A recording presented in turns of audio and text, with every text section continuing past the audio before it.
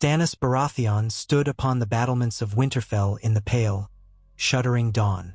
Snow hissed across the wind, swirling in miniature white vortices around the courtyards and half-ruined towers. The echoes of old battles, battle cries, the ring of steel, the agonized shrieks of the dying, seemed to brood in the dead air. But Stannis wore his grimness like familiar armor, his mouth a tight slash, his jaw set. He had come far from the shadows of Dragonstone and the flames of the Blackwater. He had come north, to the land of endless winter, roamed by dire wolves and so-called traitors, to the land once ruled by Eddard Stark, whose memory still smoldered in every hushed corridor of this castle. Here he stood, an outsider who had left behind the red fires of R'hllor for an older, more primordial faith. It was not a decision he had made lightly. He could remember the first whispers of the old god's call, soft as leaves stirring in an autumn breeze. Long had he doubted the fire god his red priestess had exalted. He had tolerated Melisandre's religion only because she had proven her power, real, undeniable, on the black beaches of Dragonstone. He had watched her birth shadow horrors. He had watched her illusions of flame foretell events too large to be coincidence. Yet for all of that, he had felt no peace in his soul, no sense that her burning deity was truly his own. Her flames filled him with as much dread as they did awe, her fanaticism a noose tightening around his choices. And in every act, Melisandre seemed less concerned with justice or rightful rule, more consumed by a stark, otherworldly purpose. One day, he realized the faith he had once followed as a means to an end was unworthy of the unspoken code by which he lived. He wanted to be just. He wanted to do right by the Seven Kingdoms, and by the memory of those who had died believing he was the lawful king. He had fought in the south for his crown, yet the realm had not rallied to him. He had watched the Tyrells arrive at King's Landing to break his armies at the Battle of the Blackwater, had lost men he could not afford to lose, and had retreated, wounded in pride and in resources, to Dragonstone. The realm called him stubborn, inflexible, even foolish. Let them, he had thought at the time. The Iron Throne was his by right, the line of succession demanded it, and he would wear that crown or die. Duty was all that mattered. Then the ravens came from the wall, and from the north, bearing news of terrors far greater than any quarreling southern faction. The White Walkers, the Whites, the Long Night. He had accepted the warning as real, understanding that the danger in the north threatened the entire realm, threatened the very idea of rule. In that moment, personal ambition blurred with righteous necessity. He took his army north to help defend the wall, and that was where his slow transformation began. He had brought Melisandre with him, for her counsel and her powers. Without her, Castle Black might have fallen to wildlings, or perhaps to whites and worse.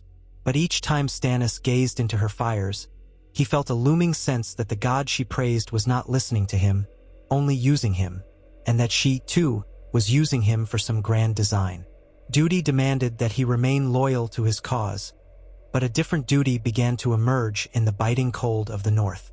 The duty to protect, to shield, to fight for those who had no other champion. In the thick forests beyond the wall, he felt a presence older than R'hllor's flames, a presence that seemed to watch him in silence through ancient, pale-barked weirwoods with red leaves and carved faces. He had sensed it while speaking with the men of the Night's Watch, while forging alliances with northern lords. He had heard its voice in the howls of wolves. He had dismissed it as superstition at first, but day by day, it tapped on the corners of his mind. He could recall the night he made his choice vividly, a night of cutting wind and starless sky. Around him, his men huddled in black tents, steam rising from their mouths as they slept. He had walked alone into the forest near the wall, away from Melisandre's watchful eye. There had been a weirwood there, trunk as white as new-fallen snow, branches crowned with red leaves shaped like hands. A face had been carved on the trunk, long, gaunt, with deep hollows for eyes. He felt its silent regard as tangible as a hand pressed to his chest. The wind rustled the leaves, and it sounded like a voice, old as the land, telling him truths he could not repeat. He dropped to one knee at the base of that tree and let the hush engulf him. He thought of Ned Stark, who had prayed to these very gods, and whose sense of honor had shaped the North. He thought of all the hardships the northern folk had endured, how they drew strength from these quiet, nameless deities. He dared to close his eyes, daring to pray, even if he did not know the proper words. Perhaps the gods would speak for themselves. And speak they did, or so it seemed, for when he rose from that spot, he felt something had shifted in him. He told no one yet, but he knew that, over time, the worship of R'hllor had begun to taste of dust. The fires and the sacrifices, the hungering flame, all of it clashed with the silent endurance of the land he found himself defending. R'hllor demanded too much in blood, and in reciprocation offered only riddles of flame. But the old gods, though they were mysterious, half-forgotten, rarely invoked in the presence of Southerners, welcomed him with a quiet acceptance. He did not know how he knew that, but he did. This was not a gentle faith, nor was it necessarily benevolent. The winds and snows of the north were harsh, unyielding, and cruel in their own way, but they had nurtured in their worshippers a different sort of strength, one that endured the grind of centuries.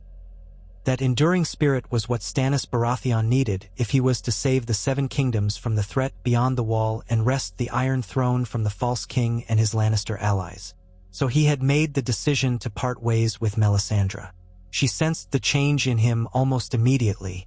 The night he told her he would no longer serve her red god, the anger in her eyes had blazed like a furnace. She spoke of the darkness coming, insisted only R'hllor's fire could hold it back. She called him a fool and a heretic. But Stannis remained unmoved, as was his nature. He knew that if the darkness was truly creeping down from the north, it was not R'hllor's dominion alone to defy it. The old gods had watched over the north for thousands of years. They had faced the long night once before. Let them guide him, let them judge him, and let him do his duty. They demanded no flaming pyres, no sacrifice of children. They did not speak of kings in elaborate prophecy.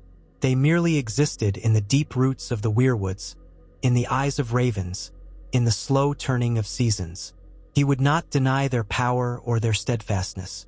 Melisandre left him with no small measure of vitriol. She left behind a few uneasy men who still believed in her god, but she was gone like the last embers of a dying fire. And for Stannis, that was that. He turned his mind to forging alliances and to the rightful war that loomed before him. The Lannisters still wore the crown, while the North reeled from the loss of Ned Stark and the betrayal of Roose Bolton. The bastard of Bolton had inflicted cruelties upon the people of the North that still had them shaken. Some lords had bent the knee to the boy who called himself king in the North, Robb Stark, only to see that cause fail, undone by the Red Wedding's treachery. Hope for a Stark-led North had flickered and died. Then came Stannis Baratheon, who marched not only with swords but with something that neither the Lannisters nor any southern house expected. A genuine willingness to embrace the ways of the North, to stand under the same ancient boughs that Eddard Stark had prayed beneath. He had saved the Night's Watch from Mance Rayder's wildlings, and he had declared his intention to defend the realm from the White Walker threat. He was no Stark, but he was a proven commander who now bowed to the same gods the northern folk had revered for millennia. Word trickled from castle to castle, from hearth to hearth. Stannis Baratheon had taken the old gods for his own. The message was greeted with disbelief at first. After all, Stannis was known as a stern, unyielding southerner, a follower of the Red Priestess, once rumored to have burned the statues of the Seven. But rumors turned to proven fact as the man himself visited northern strongholds, White Harbor, Deepwood Motte, Bear Island. At each place he knelt in their gods' woods, reciting vow-like devotions, uncertain in form but unwavering in sentiment. The Watchers, often older men and women who remembered the songs of the old gods, could sense he was sincere. He did not speak flowery words. Sincerity was in the lines etched deep in his face, in the dryness of his voice, in how the frost clung to his dark hair. He made no attempt to hide his difficulty adopting new forms of prayer, but he offered honesty and, more importantly, he brought an unwavering sense of justice. He pledged to right the wrongs the Boltons had done. He pledged to restore Winterfell to the rightful lineage of House Stark. Above all, He pledged to protect the North from all horrors, whether those horrors wore the face of Whites or the face of Lannisters. And so the Northern lords listened. They saw in him a man who had left the comfortable illusions of Southern politics for the gray realities of their battered homeland. They saw he had the iron will to stand for them, just as Ned Stark once had. Their hearts had grown weary of betrayal, but Stannis's posture and cold dignity began to crack the ice around them. Wyman Manderley, once suspicious, found the sincerity of Stannis's vow in the White Harbor godswood. Lady Barbary Dustin, infamous for her bitterness toward the Starks, recognized a kindred spirit of practicality in him. Meege Mormont of Bear Island, or her daughter if Meege herself was away, saw that here was a commander who did not waste words and who placed duty above glory, just as the Mormonts did. One by one, alliances were forged, or at least softened from enmity into grudging respect. The devotion Stannis offered to the old gods were part of it, but more crucial still was his unwavering pledge to fight for the North's interests. In that conviction, he resembled Ned Stark more than any Southerner they had known. This transformation did not come without cost. Soldiers loyal to Melisandre's red faith felt betrayed, and in pockets of his army, dissent simmered. Davos Seaworth, Stannis's most trusted advisor, had long been uncertain about the Red Woman's influence. He was quietly relieved to see Stannis turn away from Lawler, though he privately wondered how truly genuine Stannis's faith in the old gods was, or whether this was yet another means to achieve an end. Yet Davos, being the pragmatic, good-hearted man he was, reasoned that any faith that did not demand the burning of innocents was a better path. And so Davos remained loyal, even as the army experienced its growing pains. Some of Stannis's knights who still prayed to the Seven were perplexed, wondering if they too would be asked to adopt new gods. Stannis commanded none to do so. He would not repeat the errors of zealotry. If the North required him to bow his head to the weirwoods, he would do it himself. Those who followed him could keep their own beliefs. He had bigger battles to fight. Amid the swirl of changes, something else took root. The North began to see him not just as a possible king, but as a man who might usher in an age of justice, punishing those who had committed atrocities in the name of petty advantage. The Boltons, the Freys, the Lannisters, these names were cursed in the North for their roles in the Red Wedding and the subsequent butchery. The North had bled for Robb Stark, only to have him murdered under guest right. Most thought vengeance for House Stark to be a distant dream, but vengeance was a cause Stannis Baratheon understood. He had ever been a man who reviled treachery and wrongdoing. Duty demanded retribution. If the old gods and their worshippers would help him achieve it, so be it. Many believed that the first true sign of the old gods' favor would come when Stannis confronted House Bolton. The dread fortress of the Dreadfort had become a symbol of fear and oppression in the North, its flayed man sigil striking terror into hearts. Ramsay Bolton, that vile bastard of Roose Bolton, had inflicted cruelties upon the small folk and upon those who dared speak out. Winterfell itself had been seized and partially ruined, used as a seat to impose Bolton tyranny. But Roose Bolton was cunning. He had men, supplies, and a strategic mind. He was also quick to shift allegiances. Where once he bent the knee to Robb Stark, then to the Iron Throne in King's Landing, he now sought to secure the North for his own. Stannis's campaign to unite the North in common cause required breaking the Boltons' power. For if Stannis were to be recognized as king in the North, and indeed king of the Seven Kingdoms, he first had to uproot the canker that was House Bolton and restore the seat of Winterfell to a legitimate Stark heir, or at least hold it until one could be found. When at last Stannis marched against the Boltons, it was near midwinter, the snow thick on every road, the sky perpetually gray. This was an environment made for the Northmen, but Stannis's men had grown accustomed to the cold by then. They moved under banners that were a curious sight. The crowned stag of Baratheon and, in some cases, the dire wolf of Stark next to it, as well as other northern sigils from houses that had pledged to his cause. No red banners with burning hearts. No sign of the Red Priestess or her fires. Instead, they had the hush of the old gods behind them. Whispered prayers said in quiet corners, not flamboyant displays. The people of the North noticed. They took it as a sign Stannis was one of them, or at least as close as any Southerner could be. Roose Bolton, though cunning, was not invincible. His betrayal of the Starks had earned him many enemies.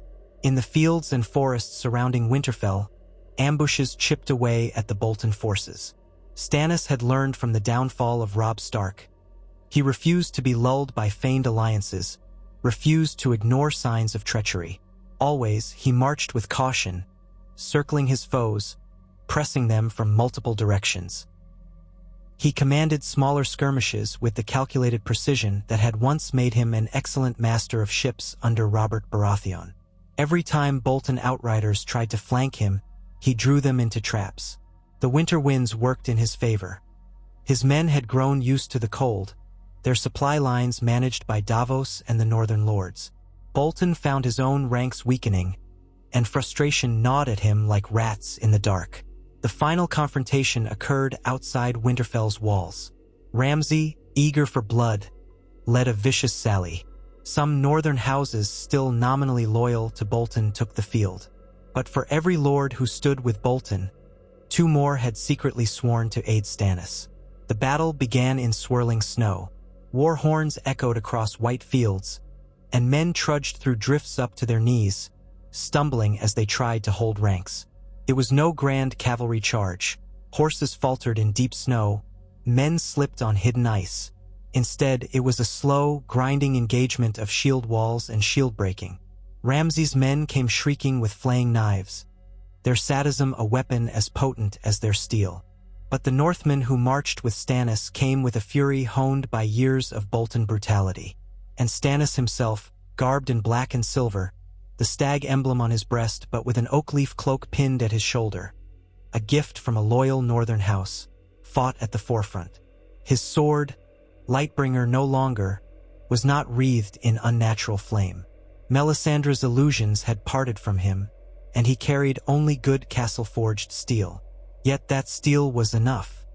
He advanced through the blizzard with the unstoppable certainty that had made him a terror to the Iron Fleet at sea. His duty was here, his justice demanded on this field. Men fell around him, some by his blade, others by the swords of northern knights who fought with the savage desperation of a people defending their homeland. Arrows whirred overhead, lodging in wooden shields or sinking into the frozen ground.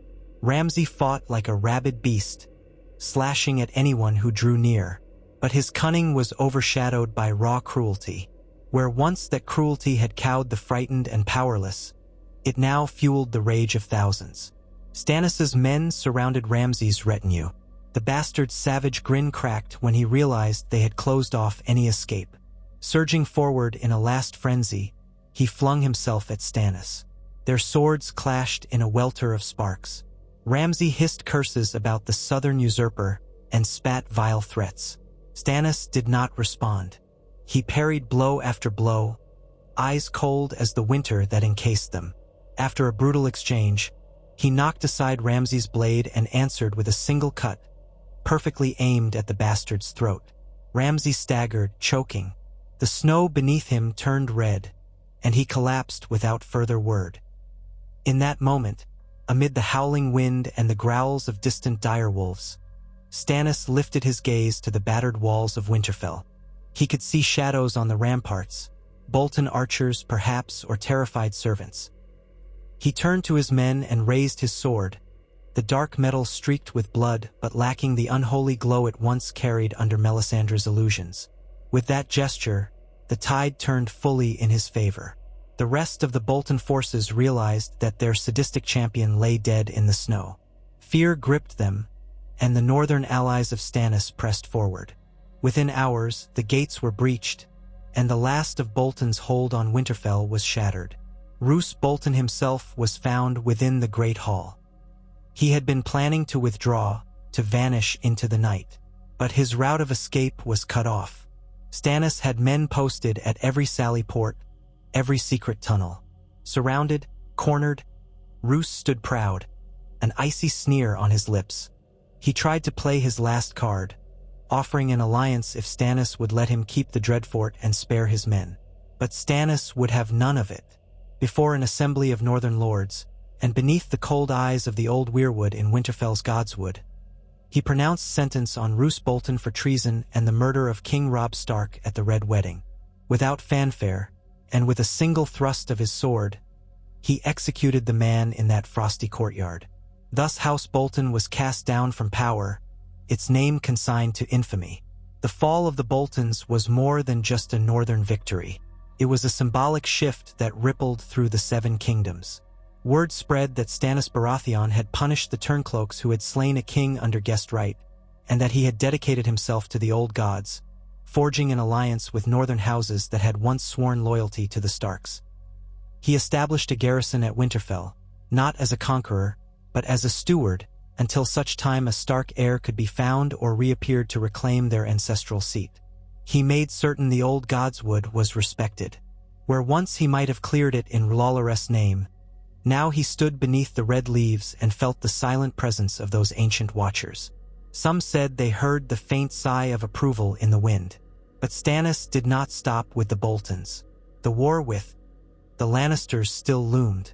Tommen, Joffrey's younger brother, was placed on the Iron Throne, propped up by the cunning of Tywin Lannister and the wealth of the Reach. Still, the Tyrells and Lannisters formed a formidable alliance. If Stannis truly wished to be king of the Seven Kingdoms, he could not ignore the South forever. But having come so far, earning the trust of the North in ways unimaginable before, he was determined to keep that trust. He declared that the North would have autonomy under his rule, a promise to uphold their traditions and their faith. He would not ask them to kneel as vassals. He would ask them to stand as partners in defense of the realm. That gesture of respect mattered more than all the titles he could have bestowed. The shockwaves reached King's Landing, where Cersei raged at the news of Stannis' growing coalition. She had believed him finished after the Blackwater. Now he had an entire region rallying behind him. Tywin Lannister, formidable as he was, had not anticipated that Stannis would become a champion of the North. There was talk of an invasion from the North. Some rumored that the Vale of Arryn, if swayed by the right marriage pact or alliance, might throw their falcons in with Stannis as well. Others whispered that Dorne, still nursing a grudge against the Lannisters for Elia Martell's murder, might be approached through diplomatic channels. Step by step, it seemed that the man considered the hardest and sternest of Robert's brothers was outmaneuvering the lions. Though short on charm, he possessed an unbreakable will, and now he seemed blessed by the old gods, or at least not cursed by them. In Winterfell, reconstruction began under Stannis' guidance. The seat of the Starks had been left in ruins after Theon Greyjoy's ill-fated occupation and the further damage inflicted by the Boltons.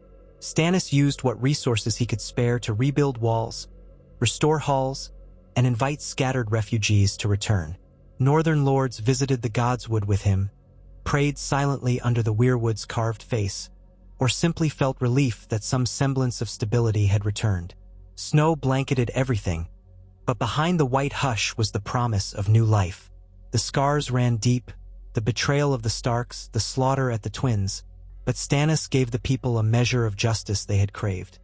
He executed known traitors. He offered fair terms to those who had been coerced into serving Bolton or Lannister. He ruled with the same strict sense of fairness he had once displayed as master of laws. The North took note. Some among them recalled Ned Stark's adage, "The man who passes the sentence should swing the sword." Stannis did exactly that, and that was something the North respected. No longer did men talk of the Red God in Stannis' presence. Instead, they spoke of the hush in the heart of the Wolfswood, the silent watchers in the weirwoods that had endured countless winters. They spoke of the swirling snow as both trial and blessing. Stannis had changed. Where once his eyes held only rigid determination, now a certain quiet reflection dwelled.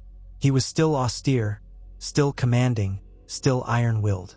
Yet in the softness of candlelit evenings, if any dared to look, they might have glimpsed him in the Godswood, his breath misting in the moonlit air, kneeling in prayer. He was not a man well-versed in piety, nor did he pretend to be. But the old gods demanded no sermons, merely honesty. Honesty was a language Stannis knew intimately. His efforts to maintain unity were not without friction. Some of the northern lords, proud and stubborn, balked at the notion of a Baratheon king. They tolerated him because he had proven his might and pledged to restore justice, but old grudges against southern crowns died hard. Lord Serwyn, for instance, was uncertain if the Baratheon claim was any stronger than that of other southern kings. Others demanded the restoration of House Stark, or at least a Stark guardian. Stannis did not blame them for these doubts. He, too, had once viewed the world in black and white. He simply continued to show through his actions that he was worthy of their fealty or, at the least, their respect. The moment that truly sealed Stannis' standing came when a rumor spread that a surviving Stark might yet live. Some said Bran Stark wandered beyond the wall, lost to the wilds. Others whispered that Rickon Stark was somewhere in the far north or on Skagos or among cannibal tribes. There were conflicting tales of Arya Stark, too, but nothing concrete. Yet the faint hope stirred hearts. Would Stannis help if a true Stark heir was found? The answer mattered greatly, and Stannis, true to his new convictions, declared that if any living Stark heir could be brought to Winterfell, he would crown that heir as Warden of the North. He would kneel to no one in the sense of giving up his own claim to the Iron Throne, but he would acknowledge that the Stark claim to the North outweighed any Southern crown's right. This vow sent a ripple of approval through the region. He was not seeking to subjugate. He was seeking an alliance written in the quiet language of winter nights and godswood devotions. There were times, in the depths of winter, that Stannis felt the pang of old doubts. Had he truly forsaken R'hlloreth's power, which had proven so potent? Was he playing the part of a faithful adherent to the old gods simply to gain the North's support? Or had he found a deeper truth in these silent watchers of the weirwood? He was not given to introspection, but the question haunted him on wind-lashed nights. Yet each time doubt rose, he recalled the horror in Melisandre's eyes when he rejected her path, and he remembered how unnatural her spells had felt. Justice, to Stannis, was not about the magical illusions of a foreign fire deity. Justice was about righting wrongs, defending the kingdom, punishing traitors, and protecting the innocent. The old gods had demanded only his sincerity. That was something he could give without reservation. As winter deepened, ravens flew from Winterfell to distant castles in the north, to the Wall, and even to the Eyrie in the Vale, bearing proposals of alliance. Letters were penned to Dorne, reminding them that Tywin Lannister had shielded the men who murdered Elia Martell and her children. Though it was a delicate dance, Stannis had advisors wise enough, Davos among them, to know that forging a broad coalition would require negotiation and compromise. The North, at least, stood firm under his banner, bolstered by the memory of the justice he meted out to House Bolton. Meanwhile, King's Landing grew uneasy. Supplies were strained by war. The gold mines of the Westerlands were nearly exhausted, rumors said. Tywin Lannister's formidable reputation was somewhat diminished by his age, and though cunning never left him, he was hard-pressed to quell the restlessness of the realm. The Tyrells had resources, but Margaery's marriage to King Tommen was a tenuous thread, and many houses in the Stormlands remembered that Stannis was their rightful liege lord. Even the Riverlands seethed under the oppression of Lord Walder Frey and the remnants of House Tully's supporters who had been dispossessed. Thus the realm was a tinderbox, waiting for a single spark. That spark came when Stannis decided the time had come to march south. Not with the entirety of the northern hosts. Winter storms made large-scale movement risky, but with a united force of loyal Northmen and his own seasoned knights. He would head for the Riverlands, hoping to stir the local lords into rebellion against the Freys and the Lannisters. He would expose the Red Wedding for the atrocity it was, reminding them that the Lannisters had condoned it, that Tywin had orchestrated it, and that King Tommen sat on a throne built on the bones of guests murdered under sacred oath. This was a cause that resonated deeply with many, for guest right was older than any law of king or council. If the old gods had gleaned strength from the devotions of the North, they would find new worshippers among the outraged riverlords who saw their kin butchered at the Twins. Stannis' departure from Winterfell was marked by a quiet ceremony in the Godswood. The Northmen who watched him kneel there saw a man whose shoulders bore the weight of the realm. They saw a man who had not softened but had learned a different kind of resolve. As the wind whispered through the red leaves, they thought it carried a promise, ancient and unspoken. Some said the carved face on the weirwood looked less sorrowful than before. Others said it was mere fancy. Either way, Stannis rose with the finality of a man who had prayed not for personal glory, but for the strength to do what must be done. Down the King's Road he led his host, forging alliances with disaffected bannermen and lords who had grown tired of Lannister dominion. In the Riverlands, he treated with the Blackwoods, who revered the old gods. That was a pivotal moment, for House Blackwood was one of the few remaining southern houses that kept weirwoods in their godswood. When Lord Blackwood saw Stannis Baratheon bow his head in front of the Heart Tree, speaking a vow of protection for the Riverlands, he pledged men to the cause. Soon others followed. House Bracken, though historically opposed to the Blackwoods, saw that Stannis's cause might be their best hope of restoring their fortunes. And so new alliances blossomed from old rivalries, united by the thirst for justice and an end to the Lannisters' stranglehold. Small folk spoke of a winter king, riding at the head of a swirling snowstorm, carrying justice instead of flaming swords. Tall tales, perhaps, but they carried weight in the hearts of a war-weary people. When Tywin Lannister finally mustered a response, sending out the king's forces led by the Kingsguard and a large contingent of Tyrell knights, they confronted Stannis's host near Harrenhal's ruins. It was an imposing place, the melted towers and haunted halls overshadowing the plains. Tywin had chosen the ground carefully, hoping to catch Stannis between the castle and the might of the combined Lannister-Tyrell armies. Yet Tywin underestimated how many riverlords would rise up in Stannis's wake. He also underestimated how deeply the old gods had taken root in Stannis's new sense of identity. This was not a man who would be frightened by illusions of grandeur or old ghosts of Harrenhal. He was not the man who had lost at the Blackwater. He had learned from that defeat.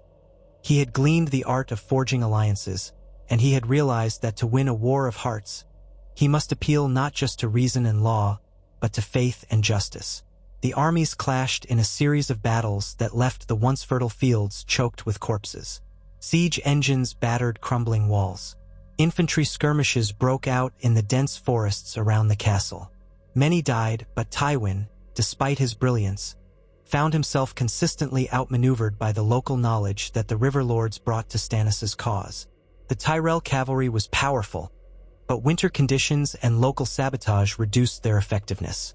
As the conflict ground on, supplies dwindled for the Lannister-Tyrell forces, while Stannis's quartermasters, guided by Davos and aided by local smallfolk who despised the phrase, kept their men fed.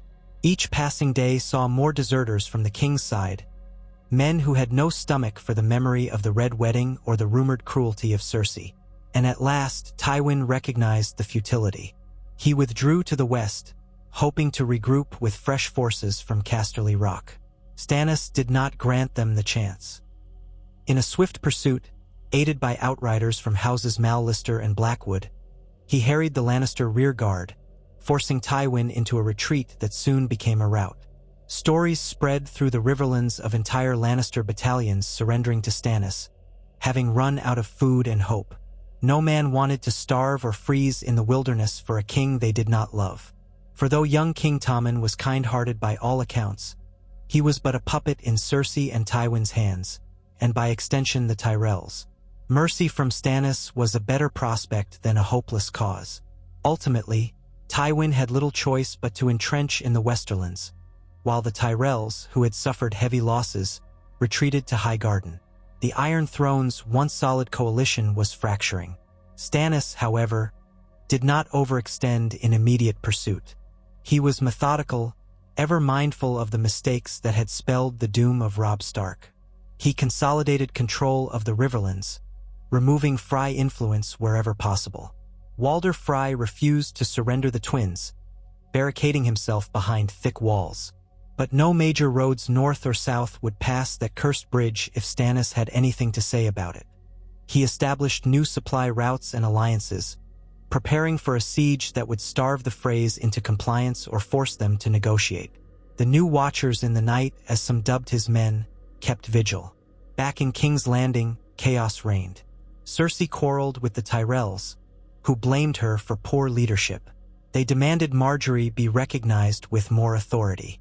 The capital's people suffered from inflated bread prices, shortages of fresh meat, and the ever-present threat of rioting. Whispers of the Winter King, who had dethroned House Bolton and was now marching unstoppable beneath the gaze of the old gods, trickled in, mingling with the memory of how the capital had once jeered Stannis' name after the Blackwater. Some rumored that perhaps they had been wrong to scorn him, that maybe the city would have been better off had he taken the throne swiftly. Whispers only, but dangerous in a city of intrigue and fear. Amid all this, alliances shifted like leaves in a whirlwind. The Stormlands, which had once been the Baratheon seat, stirred. Many local lords remembered how Stannis had always been overshadowed by his elder brother Robert, never receiving the respect he was owed despite his loyalty and heroism during the Siege of Storm's End in Robert's rebellion. Those old loyalties, combined with the moral outrage at the Lannisters' treatment of Robert's memory and their tyranny, began to tilt the Stormlands in Stannis' favor. Ravens bearing letters endorsed by the Northern Lords reached them, proclaiming that Stannis was a just king, a man who had turned away from the foreign god that had once divided them. Now he stood under the same ancient gods that had guided the first men. Perhaps that was enough to remove any lingering doubts. Thus the seeds of a final confrontation were sown. Even the Iron Islands, ever opportunistic, hovered on the brink of attacking the Lannisters' weakened holdings. If Stannis could convince them that they stood a better chance of plunder and autonomy under his rule, or if he made a pact that recognized some measure of independence, they might be persuaded to turn their longships westward. Dorne, too, though slow to move, quietly exchanged ravens with Stannis, testing how he might respond to demands of justice for Elia Martell. Through it all, Stannis Baratheon remained an unwavering figure, more convinced than ever that his rightful duty was to unite the realm, if not under his crown, then at least under a banner of justice that recognized each region's ancient rights. He claimed no love for the Game of Thrones. He had seen what the pursuit of the crown had cost his family. Robert dead, Renly murdered, his own men slaughtered at the Blackwater. He had seen how illusions of prophecy could twist minds. But he was a soldier of duty, and his duty demanded that he uproot the Lannister tyranny, the Frey treachery, and any threat that stood in the way of the realm's safety. If the old gods supported him in this cause, then he would bow his head under their trees and speak his unspoken prayers. As winter's chill spread further south, the final blow to Lannister power came not on a bloody battlefield, but in the form of growing discontent within King's Landing itself. The city was hungry, tired of war, and frightened by rumors of the White Walkers. The Faith of the Seven, once staunchly opposed to Stannis after he had destroyed their statues, was now riven with internal conflict, for the High Sparrow had risen in influence. The High Sparrow despised the Lannisters for their corruption, and though he was no friend to Stannis, he found in the rumors of his severe honor something that resonated with the concept of moral atonement. The city erupted in riots when food became scarce, and in that chaos, a door opened for Stannis' allies within the walls. One gray morning, Stannis' army, bolstered by river lords, northerners, and stormlanders, marched to the gates of King's Landing. The battered gold cloaks did not have the morale or the numbers to withstand a protracted siege. The Tyrells had already withdrawn their main forces to guard Highgarden from potential Dornish aggression. Tywin was still regrouping in the Westerlands. Cersei and the boy King Tommen stood in the Red Keep, forced to watch as the city's gates swung open under the demands of starving small folk and fearful officials. A hush fell over the streets as Stannis rode in, face grim beneath a fur-lined cloak. No burning heart blazed on his banners now, only the crowned stag, sometimes quartered with the dire wolf, and in small corners, an emblem of the weirwood's red leaves. The hush was eerie, broken only by the caw of distant crows. He did not storm the Red Keep with fire and blood. He demanded an audience, and the gold cloaks, knowing the hopelessness of the situation, allowed him entry. Cersei seethed, but Tommen, a frightened boy, could do little. The Iron Throne, that monstrous seat of swords hammered into twisted metal, loomed over the throne room. Stannis looked upon it, remembering all the years that iron monstrosity had seemed the ultimate prize. He remembered how he had bent to Robert's will, to the realm's hypocrisy, how he had tried to claim the seat through war and flame. And now, after forging alliances in the harsh snows of the north, after turning from the red fires to the silent watchers, here he stood, a conqueror. He stared at Tommen, a child who bore none of the sins of his mother or grandfather. Then his gaze slid to Cersei, who wore her fury plainly. Lords and ladies of the court edged away, uncertain. If Stannis demanded the boy's life, if he demanded Cersei be executed, who could stop him? But in that hush, he announced that Tommen was not the rightful heir, that he was born of incest, a claim that had sparked the War of the Five Kings, but which now rung more loudly in these echoing halls. He declared that justice must be served for the crimes of the Lannisters, that those who orchestrated the Red Wedding would be punished, that the realm's laws must stand inviolate. He offered Tommen the chance to step aside peacefully, to join the faith, or to be sent to the Citadel or some quiet seat where, if he wished, he might live out his life away from the intrigues of the throne. The child had little choice, and tears blurred his big eyes. Cersei cursed, spat vile threats at Stannis, but behind her vitriol was a cornered desperation. She had no real supporters left, no cunning father or powerful husband to save her. So that day, the throne passed to Stannis Baratheon. He ascended the dais and stood before the Iron Throne. He did not sit immediately. Instead, he turned to the courtiers, the gold cloaks, the watchers in the gallery. He spoke not of a new golden era, nor of the glories of his reign, but of the truth that winter was upon them, that unity was required to face the threat in the north. He insisted that the realm had bled enough and the justice must be restored. He would not destroy the city in a mad spree of vengeance. But those who had committed atrocities, Tywin Lannister, Walder Frey, and others, would face judgment. He commanded that resources be directed to the Wall, to the Night's Watch, for the greatest danger lay beyond the realm's southern squabbles. That pronouncement left many in shock. All their lives they had been taught to fear the Targaryens, or the Greyjoys, or some other southern foe.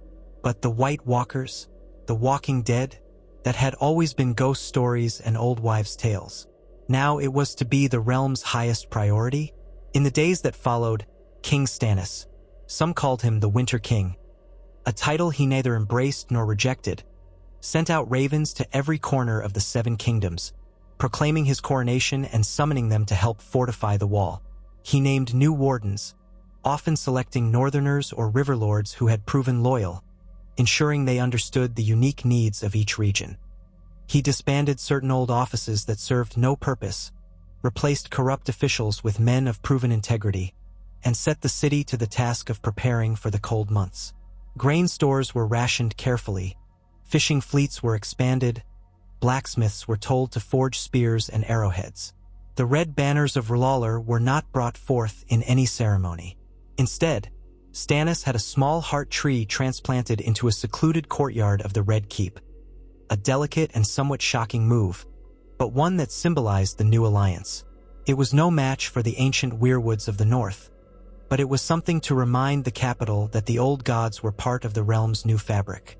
As for Cersei, she was taken into custody, stripped of her titles, and made to await trial for her part in conspiracy and regicide. Tommen, too young and too innocent indeed, was sent to the care of the faith, though not imprisoned. Word reached Tywin, and the old lion, humiliated and furious, refused to bow. He mustered what remained of his forces in the Westerlands, launching skirmishes against royal caravans. But without the city, without the crown's treasury, without broad support from the realm, his campaign seemed doomed. The Tyrells still had an alliance with the crown through Margaery's marriage, but that was overshadowed by Stannis' ascension. Some Tyrell knights even pondered making peace with the new king, hoping to avoid further bloodshed.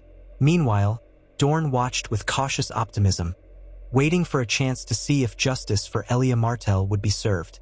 In time, Tywin was cornered in the Westerlands, facing a royal host that included not just Crownlanders, but also northern bannermen who had marched south to support their new king. The Lannisters' attempt at a last stand ended with a negotiated surrender when it became clear that no relief would come from the Tyrells or any other alliance. Stannis, though stern, showed no desire for pointless slaughter. Tywin was brought to King's Landing, placed on trial for orchestrating the Red Wedding and other crimes against the realm. The trial was a somber affair. He attempted to deflect blame onto Walder Frey, onto Roose Bolton, onto his children. But the evidence was overwhelming. Witnesses testified. Letters were produced. The realm demanded justice. The silent watchers, the old gods, seemed to loom in every corner of the Red Keep, in the imaginations of everyone who had heard of how the Boltons fell. In the end, Tywin was found guilty. Stannis pronounced the sentence in a cold, unwavering voice, and, as had become his custom, he himself swung the sword, just as Ned Stark had once taught his children. Some said the old gods guided his hand when he parted Tywin Lannister's head from his shoulders, severing the last pillar of Lannister dominance. With Tywin gone, House Lannister fractured. Kevan Lannister sought a peace treaty, vowing to keep Casterly Rock loyal to the crown. The Tyrells recognized Stannis' rule, hoping to retain their position of wealth and influence in the Reach.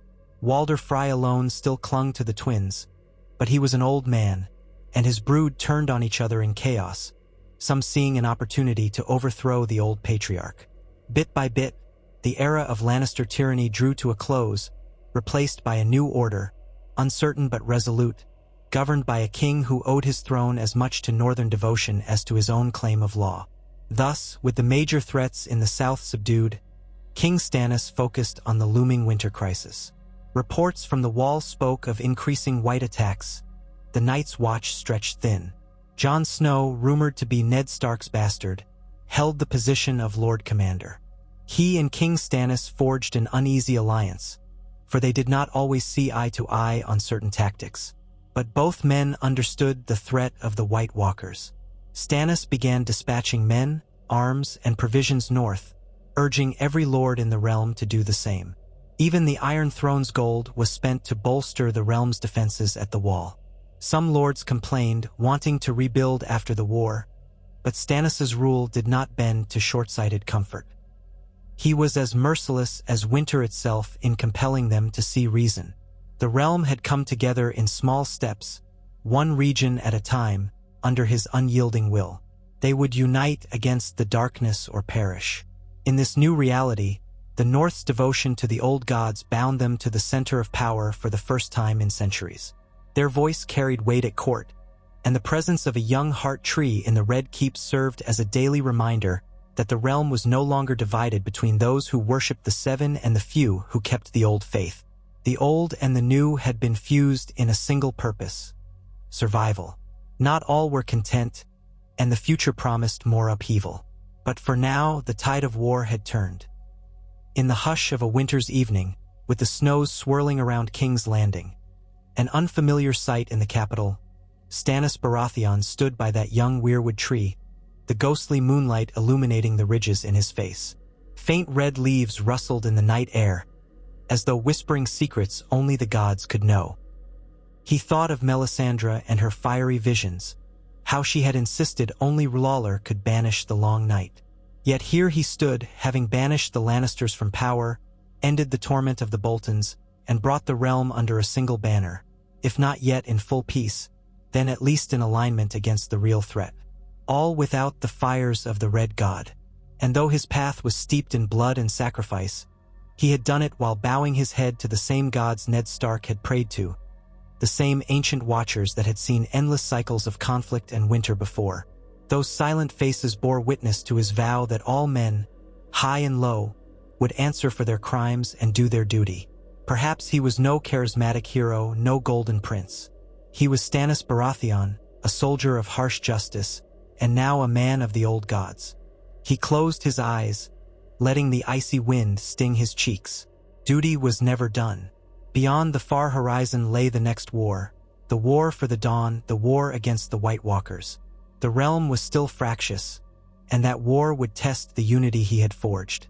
But, for the moment, there was a strange calm in him.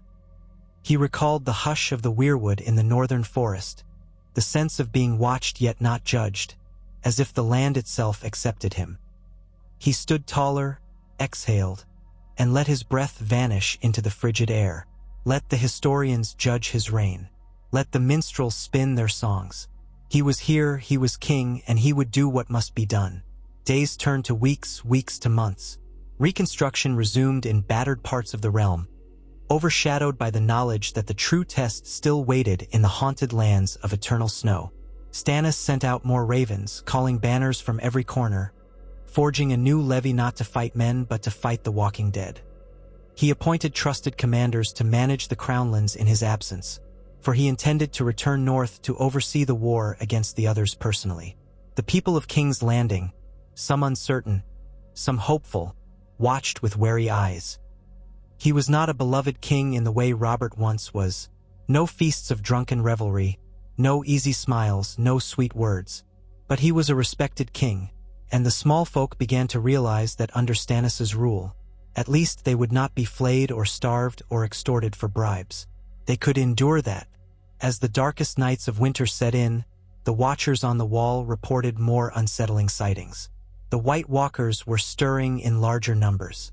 A raven from Jon Snow informed the king that wildling refugees had come in droves, seeking shelter from a threat that no single faction could repel. Stannis did not waver.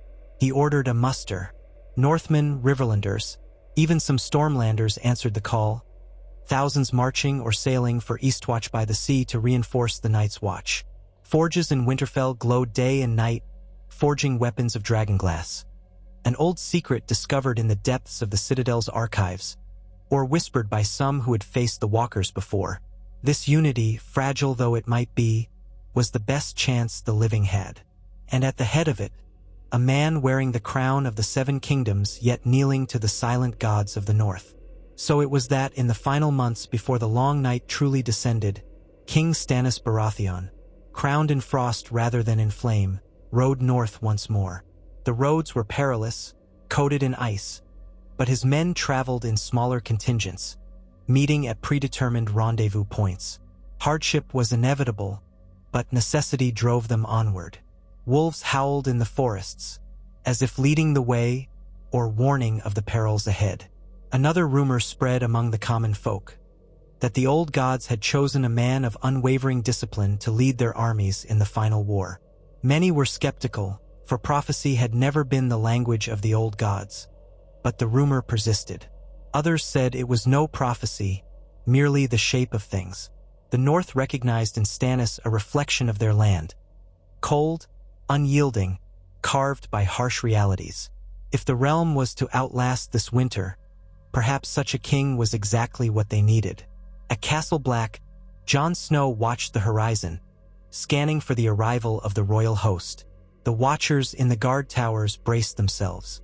One day, black specks appeared against the sea of white. Banners snapped in the howling wind. A crowned stag, a dire wolf, countless other sigils from the Riverlands and the Stormlands. And among them, in a place of silent pride, the old weirwood leaves, as though the gods wood itself traveled with them. King Stannis, wrapped in furs, rode at the head of the column, looking every inch the monarch, though not a graceful one. He never had been graceful. He dismounted in the shadow of the wall, that colossal edifice of ice that had stood for 8 millennia, and gazed up at the ramparts where black-cloaked men waited. A hush settled over the gathered host, broken only by the wailing wind. Jon Snow came forward to greet him, his breath misting. "Your Grace," he said, voice quiet yet resonating in the still air. Stannis gave a curt nod. No fiery preaching, no calls to prayer. Just the stony acknowledgement of a man who had come to do his duty. He cast his eyes northward, toward the haunted forests and frozen wastes beyond, where the enemy gathered in nameless hordes. This was the true test. If he failed here, no crown in the south would matter. No kingdom could survive the onslaught of the dead.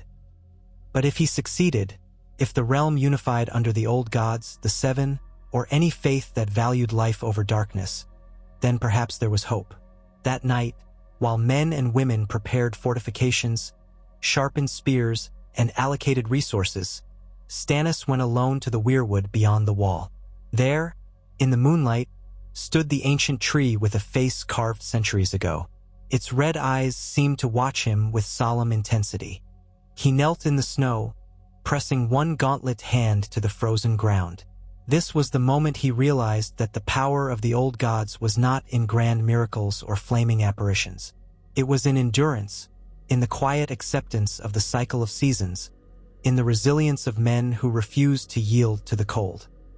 He bowed his head, not in defeat, but in recognition that he was only one man, burdened with the crown but also blessed with a chance to serve as the realm's shield. Snow drifted around him, settling like white petals on his shoulders. In the silence, he thought he heard a faint whisper in the wind. Perhaps it was the voice of a dire wolf, or the ancient memory of Bran the Builder who had raised the wall. Perhaps it was merely the sigh of branches. Whatever it was, it moved through him with a certainty. The time for war had come, and he must be unwavering. He recalled Ned Stark's honest gaze, the man who had once served his brother Robert with such loyalty. He remembered how Ned's sense of honor had nearly undone him in the treacherous capital. Now, Ned's homeland recognized Stannis as their king. Stannis would not betray that trust. In the swirling snow, he rose slowly, the movement a promise of what was to come. The final war lay ahead. Stories would be told for generations, of how Stannis Baratheon cast aside the red flames of R'hllor and took up the quiet mantle of the old gods. How he had defeated the Boltons, cast down the Lannisters, and restored justice in a realm shattered by treachery. How he had marched north with steel in hand and winter in his soul to face an enemy out of legends. Perhaps, in the end, the bards would find poetry in it, though Stannis cared little for songs. He cared for duty. He cared for the living. He cared for the oath he had sworn when first he prayed in the darkness beneath the weirwood's carved face. And thus the realm stood, at least for a moment, united beneath a king who wore no illusions of warmth or gentleness. He wore instead the frostbitten mantle of the North's faith, forging a bond that no southern house had done before. With that bond, he earned the North's devotion against the Lannisters, shattered the Lion's hold over the throne, and now prepared to meet the greatest threat of all. Winter had come, but so had the one who would lead the realm through its cruel nights, silent and unyielding as the heart trees themselves. And in that hush of unspoken prayers and swirling snow, a new chapter in Westeros's fate was set in motion, one bound to the resolute strength of Stannis Baratheon and the ancient, watchful presence of the old gods. Stannis Baratheon's boots crunched upon the snow-laden courtyard of Castle Black in the sullen gray dawn. A fresh wind scoured the high wall overhead, carrying swirling flurries that danced in the air. He surveyed the courtyard with the same stern gaze that had once judged traitors in the throne room of King's Landing. Everywhere he looked, there was movement. Black brothers of the Night's Watch hauling barrels of pitch and salted fish, stacking bolts of cloth for winter garments, loading wagons with the new steel and dragonglass weapons that had arrived under royal command. Men of the Watch bore the crests of their old houses on well-worn cloaks. Stormlanders and Riverlords marched side by side, all under the strict discipline Stannis demanded. The realm had been battered by years of civil war, but here, at the far northern edge of Westeros, battle lines were no longer drawn by which king one served or which god one prayed to. There was only the living on one side and the dead on the other. If men forgot that simple division, they would perish. He pivoted on his heel and marched toward the steps leading into the common hall. Every breath he exhaled turned to steam. The cold here was a different beast than the chill in King's Landing when winter winds blew in from the sea. Here the air stung like a lash, yet Stannis had grown accustomed to it. In the months since his momentous decision to embrace the old gods and unite with the North, he had discovered an odd resonance within himself, a kinship with the quiet severity of ice and frost. Where once he had bent his head to the red flames of R'hllor, he now stood beneath a pale sky, as silent as the weirwood leaves that had heralded his vow. At the top of the steps, Jon Snow waited. The black cloak upon the young Lord Commander's shoulders was tattered at the hem, but his posture was resolute. He inclined his head. "Your Grace." "Lord Commander," Stannis said briskly. The warmth of respect passed between them, though neither was prone to displays of camaraderie. "I would speak with you on our next steps. Has the scouting party returned from the Fist of the First Men?" Jon's expression tightened. "They have a few hours past. Most of them, at least, The others harried them in the night. The men saw whites lurking near the old ring fort. One brother fell behind. We've no word of him. The rest made it back, but they are shaken. Stannis's mouth was a thin line. The threat grows nearer. I fear so, Jon said, voice low. The reports mention more tracks than before. The wildlings we allowed through have spoken of entire villages taken by the dead. Tents torn, blood frozen on the ground, but no bodies left to bury. If the wall and the realm are to hold, we'll need more men, more supplies. Stannis did not bristle at the blunt assessment. In truth, it was what he expected. We have reinforcements en route from White Harbor, as well as from some of my loyal lords in the Riverlands. They will arrive in weeks. The roads are treacherous. Winter's snows slow everything.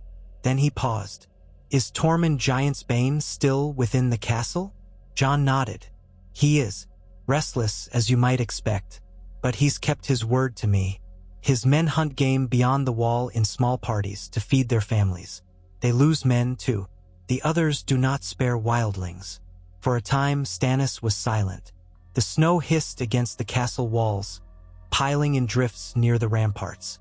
I'll speak with him soon. Gather your officers. We must prepare for an expedition beyond the wall, whether we wish it or not. Jon raised a brow. Do you mean to take the fight to them, your grace? I mean to glean knowledge of the foe. Every day we wait blindly is another day the others gather strength. We cannot let them flow around the edges of the wall unchecked. We must know where they mass, how they move, and if we can weaken them, burn a nest of whites or discover some vantage we can hold, then it must be done. He turned, cloak flaring in the wind, and entered the dim light of the hall. Jon fell in step beside him. Inside, the air smelled of smoke and old wood. A dozen men were already seated around a rough trestle table, combing through maps or gnawing on chunks of dried beef. Davos Seaworth looked up, relief and worry warring on his weathered face. He rose at once, bowing to Stannis. Your Grace, he said in his soft voice, careful to keep it low so as not to echo too loudly in the near-empty hall. There's a matter that needs addressing. Which matter is that?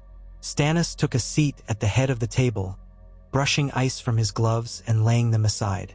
Davos exchanged a glance with Jon Snow. A handful of Eastwatch scouts intercepted a raven from Deepwood Motte. It bears news of Greyjoy longships along the coast. They're testing the northern shores again. Not a full-scale invasion, more like raids, likely searching for plunder while the realm's attention is fixed elsewhere. Stannis exhaled slowly. In the hush of the hall, that sound car. Edie, the Ironborn, worse than crows, that lot, picking at the realm's carcass whenever it suits them. Jon said, I can send word to Lady Glover at Deepwood Motte. She holds the castle now, does she not? Aye, Davos confirmed, but she has only so many men. If the Ironborn come in force, she'll need more. And the Mormonts of Bear Island have offered only a small band to the wall. Most remain to guard their own coasts. They're fierce, but I doubt they'll be enough if the Ironborn keep pressing. Stannis studied the edges of a tattered map that lay between them. The north was a vast stretch of white, with only a few scrawled sigils indicating major castles. Many roads were drawn in faint lines, nearly erased by time. We can't afford to send away too many men, he said. Not when the true threat is here at the wall. But if the Ironborn gain a foothold, they'll disrupt supply lines from White Harbor. We need that port to remain open, or we starve. A predicament, Davos said, frowning. Stannis drummed his fingertips on the table. We have lords in the Riverlands who owe me men. We also have a contingent from the Stormlands on its way. Once they arrive, we can dispatch a portion north by sea or overland to secure the coast. Until then, Lady Glover and the Mormonts must hold what they can. I'll send them some arms from our stores at Eastwatch. Davos inclined his head. I'll see it done. Jon studied Stannis in thoughtful silence. The Lord Commander had grown from the boy they all spoke of, Ned Stark's bastard, new to the Watch. War and duty had hardened him. Stannis was forced to consider the changes in himself as well. He'd left behind the fires of a foreign god, embraced the old gods of the north, albeit in his blunt, unembellished way. If any man had told him 2 years ago that he would be king on the Iron Throne while kneeling to the weirwood, he would have called that man a fool. Yet fate had brought him here. He stood, drawing the attention of the men around him. "We ride beyond the wall on the morrow," Stannis said. "A smaller company at first. We'll take Northmen who know the terrain, some of my knights, and a handful of watchful scouts. Jon Snow, I want you there as well. And Tormund Giantsbane." The name raised eyebrows. A hush fell. Jon cleared his throat. "He'll have his own opinions, your grace, but I believe he'll come." "Good," Stannis replied. "We'll see if the wildlings' knowledge is of any use. They've lived in that wilderness. They know how to navigate the haunted forests. If Tormund withholds anything, I'll have him know my displeasure. If he's wise, he'll see that we must stand as one." No man argued. The hour had grown too dire for petty squabbles over who was or was not a sworn vassal.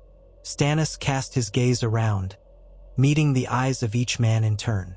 There was a hush that made the fire in the nearest hearth crackle all the louder. "Davos, remain here. Oversee the arrival of the next wave of recruits and supplies. You'll be my voice until I return." Davos opened his mouth, but all he said was, "As you command, your grace." Stannis nodded. "Then let us ready ourselves." Dismissed. Men scattered to make preparations. Jon walked with Stannis a short distance down the corridor. Dim, flickering torches lit the stone walls, revealing cracks that had formed over centuries. The gloom was palpable. At one turn, they paused near an alcove looking out at the wall. Stannis stared at that immense barrier of ice, so tall it seemed to merge with the sky. Jon's voice was soft. "Will you pray tonight, your grace?" "In the gods would." Stannis's face was unreadable. He said after a moment, "I will. The old gods have shown me favor thus far, or at least they have not turned their eyes away. I don't doubt we'll need their watchfulness tomorrow." Jon dipped his head, then parted ways. Stannis watched the young man's retreating steps, and for a rare instant, felt something like kinship. The boy reminded him of Ned Stark in a dozen little ways. Stannis never claimed to be a warm man, but he understood that fate had bound him to these Starks, and to the north. The memory of kneeling in the forest near the wall long ago returned to him, a hush broken only by the wind in the leaves, a sense that he was not alone in his conviction. That sense was what carried him forward, day by day, into a winter that promised no easy end. That night, the Godswood at Castle Black was nothing like the grand weirwoods of Winterfell, nor the ancient stand of trees beyond the wall. Rather, it was a meager affair. A single, scraggly weirwood that had somehow taken root in the stony soil behind the castle, overshadowed by the immensity of the wall. Its bark was white as bone, its carved face older than any living crow. Red leaves rattled softly in the wind. Stannis stood before it, the distant stars above faint behind drifting clouds. The night was cold enough that his breath came in ragged puffs. He knelt, resting one hand on the tree's trunk. A faint crackle came from the branches overhead, as though the tree acknowledged him. Or perhaps that was mere fancy. Stannis was not one for illusions. He had been deceived enough by Melisandre's talk of prophecy and flame. Yet here, the presence of the old gods felt honest in its silence. He drew in the cold air, letting it sting his throat, and closed his eyes. "I do not ask for glory," he thought, shaping his prayer as best he could. "I ask only for the strength to do my duty, and to save this realm from darkness. The living would perish if we fail. So guide my hand, and guide the hearts of men to stand together." There was no blaze of revelation, no warmth of hidden power. Instead, a subtle sense of calm settled over him, as if the hush itself was an answer. He rose stiffly, ignoring the ache in his knees. His gloved hand brushed the hilt of his sword. Once, he had carried the blade Melisandre called Lightbringer, but that sword of illusions had been cast aside. Now he bore plain steel. The cold felt more real to him than any conjuration of flame ever had. He turned his back on the tree and made for the castle's interior once more. Before dawn, he would lead his men beyond the wall. Before dawn, they would set foot in that savage land, trusting only their own discipline, the guidance of a few wildlings, and the watchful eyes of the old gods. Morning broke as a wan light, barely dispelling the gloom. The fortress stirred early, men hauling open the gates, groaning at the hinges that had frozen stiff in the night. Stannis, mounted on a massive warhorse draped in black and silver barding, surveyed his company. They were no grand army, perhaps 100 men in total, a mixture of black brothers, Northmen loyal to him, and a scattering of Baratheon knights who had accompanied him from the south. Tormund Giantsbane stood among them, a broad-shouldered wildling with a fiery beard, eyeing Stannis with open curiosity. Jon Snow accompanied them, wearing the black cloak and black leathers of the Night's Watch. He and Tormund exchanged a wordless nod, an unspoken understanding that they were in this together, despite the centuries-old enmity between the Watch and the Free Folk. Stannis signaled with one gloved hand. The gates swung outward, revealing the ice tunnel cut through the wall. The morning wind slashed at them, kicking up crystals of snow. Step by step, the company filed forward into that hollow corridor of ice. The tunnel was a strange, eerie place, its walls shimmering a pale blue in the half-light, its air colder than death. Their footsteps echoed. Some men shivered more from the enormity of the wall's presence than from the temperature. When they emerged on the far side, the true wild opened before them. A vast expanse of snow-dappled forest, rolling hills, and distant mountains hidden behind swirling drifts. The dawn sky was a pallid gray. Tormund inhaled deeply, as if breathing freedom. He hefted his axe across his broad back and let out a rough chuckle. "Home," he said under his breath, though no one answered. Stannis eyed the horizon. The haunted forest spread for leagues, every tree burdened with snow, every track quickly erased by gusts of wind. Here the others roamed. Some said they appeared only by night, though that was cold comfort. The whites might lurk anywhere, dead men rising under the White Walker's thrall. The men around him were alert, scanning the tree line for any sign of movement. Jon Snow moved closer to Stannis, his posture stiff in the saddle. "We follow the path east by northeast for half a league, then we turn north. If we stray, we risk losing ourselves in deeper drifts. Tormund says that route keeps us near the foothills, where game might be found if needed." Stannis inclined his head. "So be it. Let's be off." Hooves crunched the snow, men gripped their reins, and the small column set forth, forging a slow path across this desolate land. The hours unfolded in a grim, unrelenting march. Trees rose like silent sentinels, their branches rattling overhead. Now and again, the wind parted the gloom, revealing glimpses of ice-sheathed streams or rocky outcroppings. At intervals, Tormund would halt, crouch, and inspect the snow for tracks. His wildling companions murmured to one another, pointing at faint impressions. Perhaps deer, perhaps something else. But they found no sign of living men or watchers. By midday, the company paused to rest in a sheltered glade. Fires were lit, though small, as no one wished to attract undue attention. The men chewed on hard biscuits, jerked venison, and sipped water that froze on their mustaches. Stannis circled among them, offering no grand speeches, only a stern presence that reminded them they were not alone. This was not a place for rousing morale with pretty words. Survival was motivation enough. Tormund approached as Stannis stood near the edge of the glade. "You truly mean to push deeper?" the wildling asked in his booming voice, though he kept it low enough that it did not carry far. Stannis turned to him. "Until we see evidence of the other's movement, or until we find reason to turn back." Tormund spat into the snow. "They're out there. They like the night, the cold, the shadows. They'll come when they please, not when we ask. Might be we should let them come to us." "That would be waiting to be surrounded," Stannis replied curtly. "I have no interest in that. But tell me, Giantsbane, what do your instincts say? Where would the others gather? Are there certain points of power here? Valleys they claim, old places of worship, anything that might draw them?" Tormund shrugged, but his eyes flicked westward, then north. I'm no shaman or chronology man, but I've heard tales of them. They follow the cold, might like the high passes in the Frostfangs, might lurk in old caves, or they might roam anywhere they please.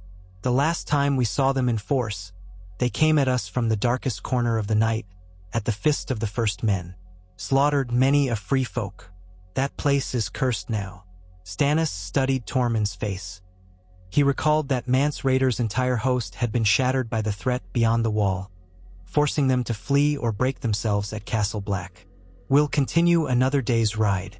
If we find no sign, we turn back, gather more men, and mount a different approach. But I suspect we will find something. Tormund's laugh was a harsh bark. You want the dead so badly, King? Careful what you wish for. Stannis did not smile. I wish only to understand what we face.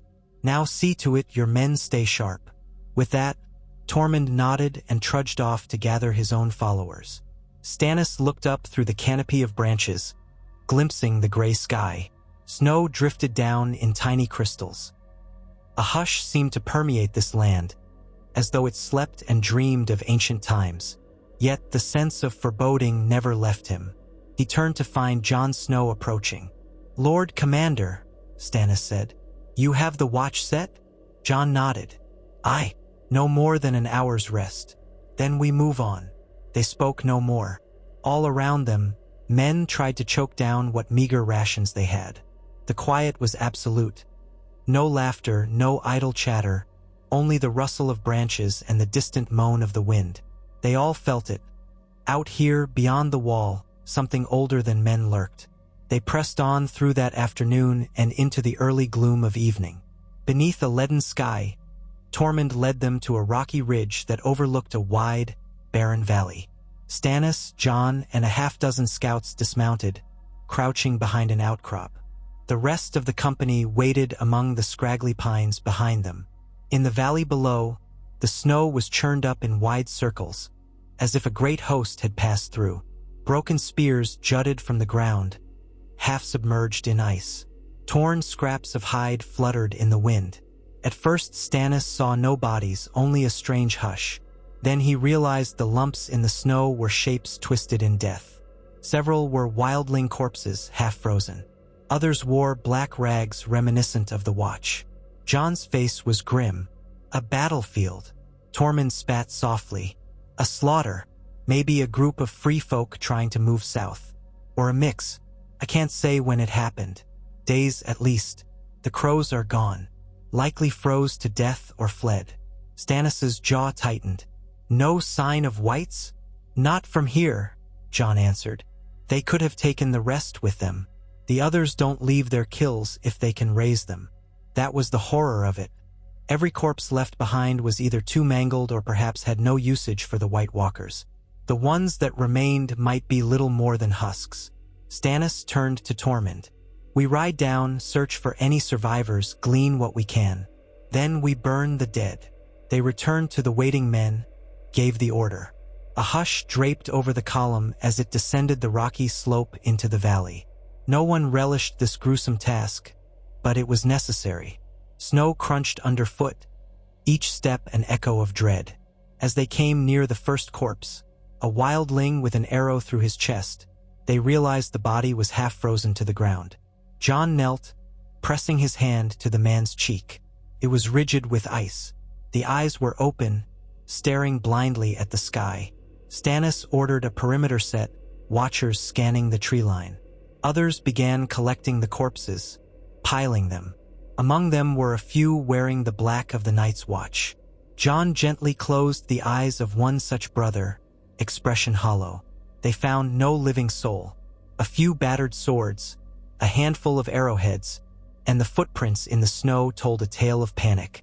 There was no neat formation, no sign that these men had died valiantly behind a shield wall. This was chaos. After half an hour, the bodies were gathered. Those still recognizable as watchmen were placed together, those of the free folk in another area. One man asked if they should be separated for burning, but Jon said quietly, "They died in the same battle. We'll burn them together." No one argued. They set the pyre aflame as darkness fell, soaking the wood in pitch so it would catch. The flames hissed and spat. Smoke drifted upward, black against the twilight. The men gathered in a wide circle around the crackling fire, weapons at the ready, scanning the gloom. The pyre lit the valley in dancing orange, revealing shapes that might have been trees or might have been something else. Then came a sound, a faint scraping in the snow. A hush. Stannis' men gripped sword hilts. Tormund lifted his axe. Jon stepped forward, mouth set in a grim line. From the far edge of the valley, a figure shambled into the flickering light. At first, it looked like a living man draped in ragged furs. Then one of the Black brothers gasped. The figure's arms were pale as death, the mouth a slack, frozen grimace. Half the flesh on its face was torn away, and blue glow shone in the eyes. A white, it staggered toward them, as if drawn by the heat of the flames. Stannis raised his sword, but Tormund strode forward with a snarl, swung his axe, and hewed the white's head from its shoulders in one swift blow. The body crumpled, yet the severed head rolled across the snow, jaws snapping. An eerie hiss filled the air. "Burn it!" Jon barked. 2 men rushed in with torches, setting the remains alight. The white's head shrieked in that unholy, rasping voice until the flames consumed it. Another shape appeared, then 2 more. They came from the deeper shadows, limbs jerking unnaturally. Another ragged wildling corpse, a woman with half her scalp missing, lunged forward. This time Jon stepped up, driving Longclaw through her chest. She toppled, writhing, her teeth clacking. Someone heaved a torch onto her. More flames whooshed up, banishing the immediate darkness. "Form up," Stannis barked, refusing to let panic spread. His knights and the Night's Watch formed a ring around the pyre, facing outward. A few archers hurriedly notched arrow after arrow, aiming for any sign of movement. Tormund and his wildlings braced themselves behind a row of pikes. But, after those few shambling horrors, no more emerged from the darkness. Stannis waited, sword in hand, scanning every shifting shadow. His men's breath came in ragged puffs, hearts pounding from the sudden burst of fear. All around, the flames crackled, devouring the remains of men who had likely died days ago. Smoke burned in his nostrils, a bitter reminder of what awaited them. Finally, Jon relaxed his guard, though he did not sheath his sword. "They must have been the remnants of the group that died here," he said. "They turned, found us." Tormund spat into the snow. Small mercy there weren't more of them. The others might have led them all away for some new devilry. Stannis took a measured breath. "We've seen enough. Collect what dragonglass you have. We stand watch the rest of the night. At first light, we leave this place." Jon looked at him sidelong. "Not deeper into the woods?" "No," Stannis said, calm but firm. "We have the knowledge we came for. We know the threat is near. Ranging further might see us overwhelmed by a greater force. We'll report back, plan a more concerted campaign. For now, we hold." It was not a retreat born of cowardice, but of prudence. They had found precisely the evidence Stannis needed. The others were active, slaughtering any who crossed their path, turning the dead into whites. If the realm was to fight back effectively, they needed an organized strategy, more men, more dragonglass, more watchers. This small sortie had been a test of the wild. Night fell fully, blanketing the valley in an uneasy gloom. The men built a ring of fires, posted sentries, and bedded down in shifts. Stannis himself barely slept, pacing near the central flames, sword resting against his thigh. Tormund dozed, muttering in his sleep about old battles and Mance Rayder. Jon kept vigil near the perimeter, peering into the darkness. All night the wind moaned, but no further whites came, nor any sign of the pale-skinned White Walkers themselves. With the first glimmers of dawn, they buried the ashes of the pyre beneath snow, scattered so as not to leave an easy sign for roving foes. Then they began the cautious trek back toward Castle Black. The journey was slow, each hour feeling like a day, their nerves strung taut. Yet they encountered no more trouble, as if the others had faded back into the lifeless forest, waiting for the next moment to strike. By the time the black, looming wall came into sight again, men's shoulders were hunched from fatigue and worry. They passed beneath the ice tunnel and into Castle Black's courtyard, greeted by the anxious stares of those left behind. Davos Seaworth emerged to meet them, relief on his face when he saw that the king and Jon Snow both lived. "Your Grace," he said, bowing. "Welcome back. We feared the worst." Stannis dismounted stiffly. "We found trouble, but not enough to break us. Have the men gather in the hall, those of rank and those who can speak to the wildlings. We must plan." Already, word was spreading of the wights they had encountered, the pyres, the corpses. Men in black hoods and battered cloaks whispered among themselves as Stannis strode through them. The knowledge that the dead truly walked, no longer rumor but confirmed by the king himself, spread a chill deeper than the winter air. Some of the Baratheon knights shot uncertain glances at one another. They had followed Stannis north because he was their rightful king, and because he had promised them new lands or titles once the realm was secured. But this was no normal war. The entire concept of titles paled before the threat of an undead foe.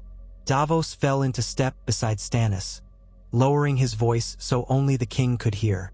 "We've had new arrivals from White Harbor, 100 men from House Manderley. Also, a small group from the Stormlands, 50 knights who arrived by ship at Eastwatch. More are on the way, but storms slow them. How soon? Another fortnight, perhaps, to gather a force truly worthy of a large offensive. But in that time the others could strike. We have no assurance they'll remain beyond the wall." Stannis's jaw worked. "Then we prepare the best we can. We might have to meet them at the wall itself if they come en masse." Davos grimaced. "If that day comes, we'll need every man." And the phrase remained defiant in the Riverlands, holed up in the Twins. They're harassing supply lines, banditry on the roads. I've sent messages demanding they bend the knee to your rule, but old Walder Frey is as stubborn as ever. Stannis's lips curled in scorn. The phrase will kneel or face the consequences. But time is short. We can ill afford to split our attention. The others do not wait for men to settle petty quarrels. They emerged into the main hall, half dim in the morning light. A scattering of torches cast flickers against the stone. Men who had awaited them gathered around crude tables.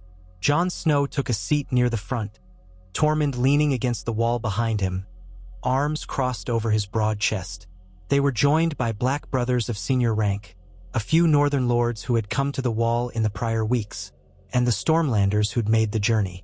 All eyed Stannis with a mixture of expectancy and trepidation. Stannis took his place at the head of the hall. The hush was absolute. He let his gaze sweep over them, each face revealing some mixture of fear and determination. He felt no pang of doubt. He had turned from fire to ice, from R'hllor to the old gods, from a solitary crown to an alliance that spanned from Dorne's deserts to the frozen wastes. All roads, all faiths, all loyalties. None of them mattered if the living could not stand against the dead. "The others are near," he began, voice carrying in the stillness. "We confirmed it with our own eyes. The threat is not idle rumor. This is not a trifling danger we can ignore. We burned the bodies of those who fell, lest they rise against us. We encountered wights, things that should not walk, yet do. This is what we face." A shifting murmur among the men. 1 or 2 knights, newly arrived from warmer southern lands, exchanged uncertain looks. Stannis continued before they could voice their questions. "We must fortify the wall. Every man who can wield a weapon must be readied. New dragonglass armaments will be forged and distributed. Lord Commander Snow and his men of the Night's Watch will continue their patrols. We will also attempt to coordinate with wildling scouts who know the terrain. I will not let centuries of old grudges hamper our defense. If wildlings can help us locate or slow the others, they will be welcome here." Tormund snorted but said nothing. Jon gave the barest nod of agreement. Stannis drew a steady breath. "In due time, more forces will arrive from the realm. We expect reinforcements from the Riverlands, the Vale, and the Stormlands. I have sent ravens to Dorne and the Reach. If they have sense, they will lend their swords and gold. Either we stand as one, or we all fall. A Stormland knight, Ser Baron Hoik, a rugged man with a battered pauldron, rose to speak. Your Grace, what of the Lannisters? Their power is broken, but do they send any men to aid us? Stannis paused. It still felt odd to speak of the Lannisters as a diminished power. Once they had held the Iron Throne in a stranglehold. But after Tywin's execution and Cersei's fall, House Lannister had fractured, many turning their cloaks to save themselves. Kevan Lannister had sworn fealty to Stannis, promising that the Westerlands would follow the new king. Yet how many men had they truly mustered for the war against the undead? They have pledged men, Stannis replied coldly, and some are on their way by ship. Others will march overland with Kevan Lannister. But the Westerlands are distant, and the roads are uncertain in winter. We cannot depend solely on them. Ser Baron dipped his head. As you say, Your Grace. Next, an older black brother, bow-legged and scarred, stepped forward. Might the realm have enough dragonglass, Your Grace? We found caches near Dragonstone, but shipping them to Eastwatch in winter. It's slow going. Davos cleared his throat from his seat. We're using any ships that can navigate the coast. The seas are rough, but we have no choice. We also search for obsidian wherever we can. The old rumor is that Dragonstone's volcanic rock is best. But perhaps there are other deposits in the North's mountains. We're investigating. The conversation continued in that vein, a litany of logistical woes and necessary tasks. Each complaint met with the same determination from Stannis. We do what must be done, or we perish. His eyes flicked to Tormund, who stood quietly for once, arms folded. After the meeting, he would speak to the wildling leader again, see if there were other free folk in the region who might be brought south. They had been enemies once, but Mance Rayder had taught them that the true enemy was the cold and the dead. Now that Mance was gone, executed, some said, or lost in the swirl of battles, Tormund served as the highest voice among them. Finally, the gathering broke up. Men dispersed to set their tasks into motion, to sharpen swords, to unload wagons of supplies, to man the ramparts along the wall. Stannis lingered, conferring with Jon Snow and Davos. Outside, the sun crept across the sky, a pallid disk behind fast-moving clouds. Snow fell intermittently, dusting the courtyard in fresh white. Jon parted ways to oversee the night's watch. Davos leaned in. Your Grace, we should discuss the phrase. Another raven arrived while you were gone. They refused to bend the knee. They claim they served the Lannisters, and now they need time to reconsider alliances. It's stalling. They want to keep the twins for themselves, perhaps carve out a petty kingdom. But it disrupts our supply lines to the north. We rely on the roads from the Riverlands. Stannis's expression darkened. Walder Frey's treachery at the Red Wedding still poisons the realm. If his brood remains defiant, we may have to deal with them by force. Davos sighed. That will draw men away from the wall. Perhaps, but ignoring them forever isn't an option. If they hamper supply caravans, the men here starve. The others will find a realm too weak to stand. I need a plan, Davos. The Onion Knight nodded slowly. We might send a capable commander with a smaller force, not enough to hamper us here, but enough to besiege the twins. If Walder Frey or his heirs see the futility, they might surrender. Threatening to starve them out could work. The twins rely on tolls from travelers. They have no great farmland. Stannis's mouth curved in a cold approximation of a smile.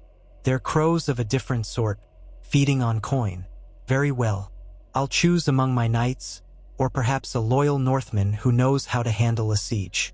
But I must ensure I do not lose the strength we need here. Davos lowered his voice further. There's also the matter of the Vale. Lord Royce and the Lords Declarant might be swayed to send men if we promise them a role in the new order. Littlefinger's influence has waned. The boy, Lord Robert Arryn, remains fragile. A firm alliance might yield thousands of fresh swords. Stannis had never dealt well with the Vale's politicking. Reach out, then. Offer them what titles they require, within reason, so long as their men march north. We'll handle the details once the war is done. If we do not stand together, there will be no titles to speak of." Davos bowed. "As you say, Your Grace. I'll write at once." Stannis dismissed him, then made his way to the ramparts.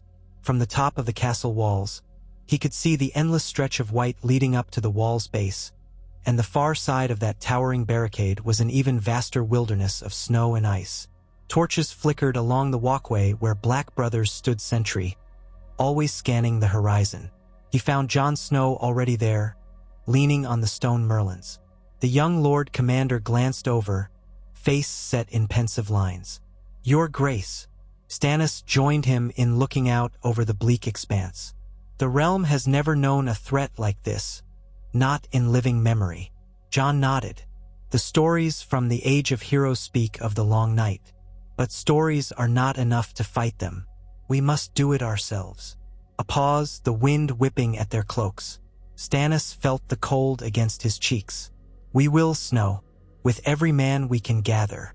And if the old gods or the Seven or any god at all watches over us, let them guide our swords."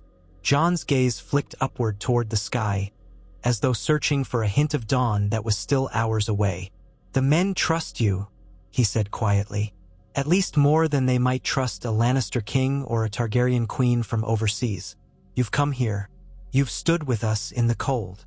Stannis was silent for a moment. A year ago, he would have bristled at the mention of Targaryens, but now he felt only the weight of duty. If Daenerys Targaryen truly lived beyond the narrow sea, that was a concern for another day. The others would not wait for her dragons to cross. "I have done what I must," he finally said. "I am not beloved, but I will see this realm stand, or I will die in its defense. That is all I can promise." Jon considered those words, then said simply, "Aye, that's enough." They said no more. Side by side, they watched as the last glimmers of daylight bled from the sky. The wind carried the faint sound of the Black brothers in the courtyard below, drilling with swords and spears, the ring of steel lost in the gloom. An uneasy hush spread over the land as darkness tightened its grip. In that hush, Stannis Baratheon let his thoughts wander to the next battles. One in the Riverlands to break the Freys, and the other at the ends of the world to break the dead. The war for the Dawn had only just begun. In the following days, messages flew out from Castle Black as often as the ravens could bear them. Davos Seaworth penned careful letters to the Vale, to Dorne, to the Reach, urging them to fulfill their oaths to the new king and send men north. He dispatched a separate letter to King's Landing, where a royal council had been established in Stannis' absence, a collection of advisors from various houses, all sworn to keep the capital running while the king protected the realm. Stannis' instructions were clear: feed the city, maintain order, but do not hoard the realm's resources. The true war was in the north. Meanwhile, Stannis weighed the matter of the Freys. He summoned his Baratheon knights, conferred with the northern lords present, Lord Serwyn, Lady Barbary Dustin of Baratheon, the Mormonts, and decided on a plan. One of his most trusted commanders, a seasoned knight named Ser Clayton Hollard, would lead a force of roughly 300 men to the Twins.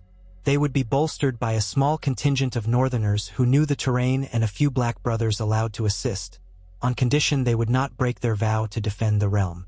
The tactic was to starve the Freys out if they refused to open their gates, but without a full-scale siege that would strip manpower from the wall. On a cold morning, Ser Clayton Hollard and his men set out from Castle Black, aiming to march southward across the known roads. Stannis himself saw them off, reminding the knight that the Freys were cunning and might attempt negotiation or false surrender. "Accept only unconditional fealty," Stannis said, voice echoing in the courtyard. "If they will not bend the knee, blockade them until they do. No innocents are to be harmed. But Walder Frey is to face justice, one way or another." Ser Clayton saluted, and the men rode out, banners snapping in the wind. The crowned stag flapped beside the dire wolf of House Stark. Stannis had allowed that sigil to fly in the north, a gesture of respect for the old loyalty. The men trudged beyond the gates, heading for a journey of many weeks. That same day, a chill wind blew from the north. Jon Snow grimly announced that several more patrols had spotted whites near Whitetree and the Frostvang foothills. The White Walkers were not staging a grand assault yet, but each sighting frayed the nerves of every man in black or in the king's service. The sense of impending doom was undeniable. Stannis spent much of his time in the courtyard or on the ramparts, overseeing training. He insisted that every man learn how to strike a white effectively, chopping limbs, burning them as quickly as possible. He supervised the distribution of dragonglass daggers and arrowheads. Even knights accustomed to steel had to adapt. A single dragonglass dagger might be the difference between life and death if a White Walker approached. Slowly, fresh arrivals trickled in. A modest force from the Stormlands led by Ser Andrew Estermont, a distant cousin of Stannis' late wife, arrived at Eastwatch by the Sea after a perilous voyage. A small retinue from House Celtigar came from Claw Isle, bringing a shipload of obsidian gathered from the volcanic crags near Dragonstone.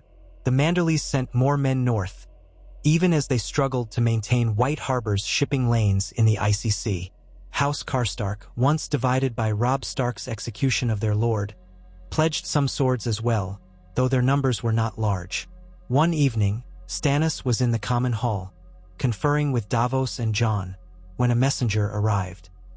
The young man wore the sigil of House Blackwood, a red weirwood tree on a black field. "Your Grace," the messenger said, bowing. "Lord Tytos Blackwood sends word that the men of Raventree Hall have marched north, 100 strong. They should be at Moat Cailin soon, awaiting safe passage to the wall.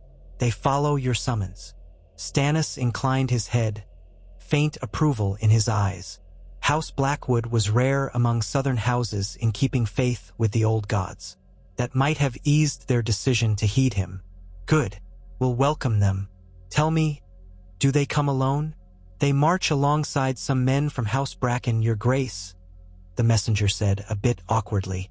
"Though that house is an old rival to the Blackwoods, they set aside their quarrel, for Lord Jonos Bracken also sees the threat. They ride under the Stagandire Wolf banner." Davos raised his brows. Bracken and Blackwood, fighting on the same side. The end times indeed. Jon cracked the faintest hint of a smile, though it faded quickly. "Hopeful news," Stannis said. "At least men see reason. You may rest and refresh yourself, messenger. Return with my thanks to your lord. We'll see them at Castle Black before long." The boy bowed, clearly relieved that his journey was at an end, then hurried off. Once he was gone, Stannis settled back into his seat, letting the flicker of torchlight play across his face. "The realm truly unites," he said, half to himself, "though I wonder if it shall be enough." Jon studied him, candlelight reflecting on the younger man's dark eyes. "It must be. We cannot fail." Stannis did not answer.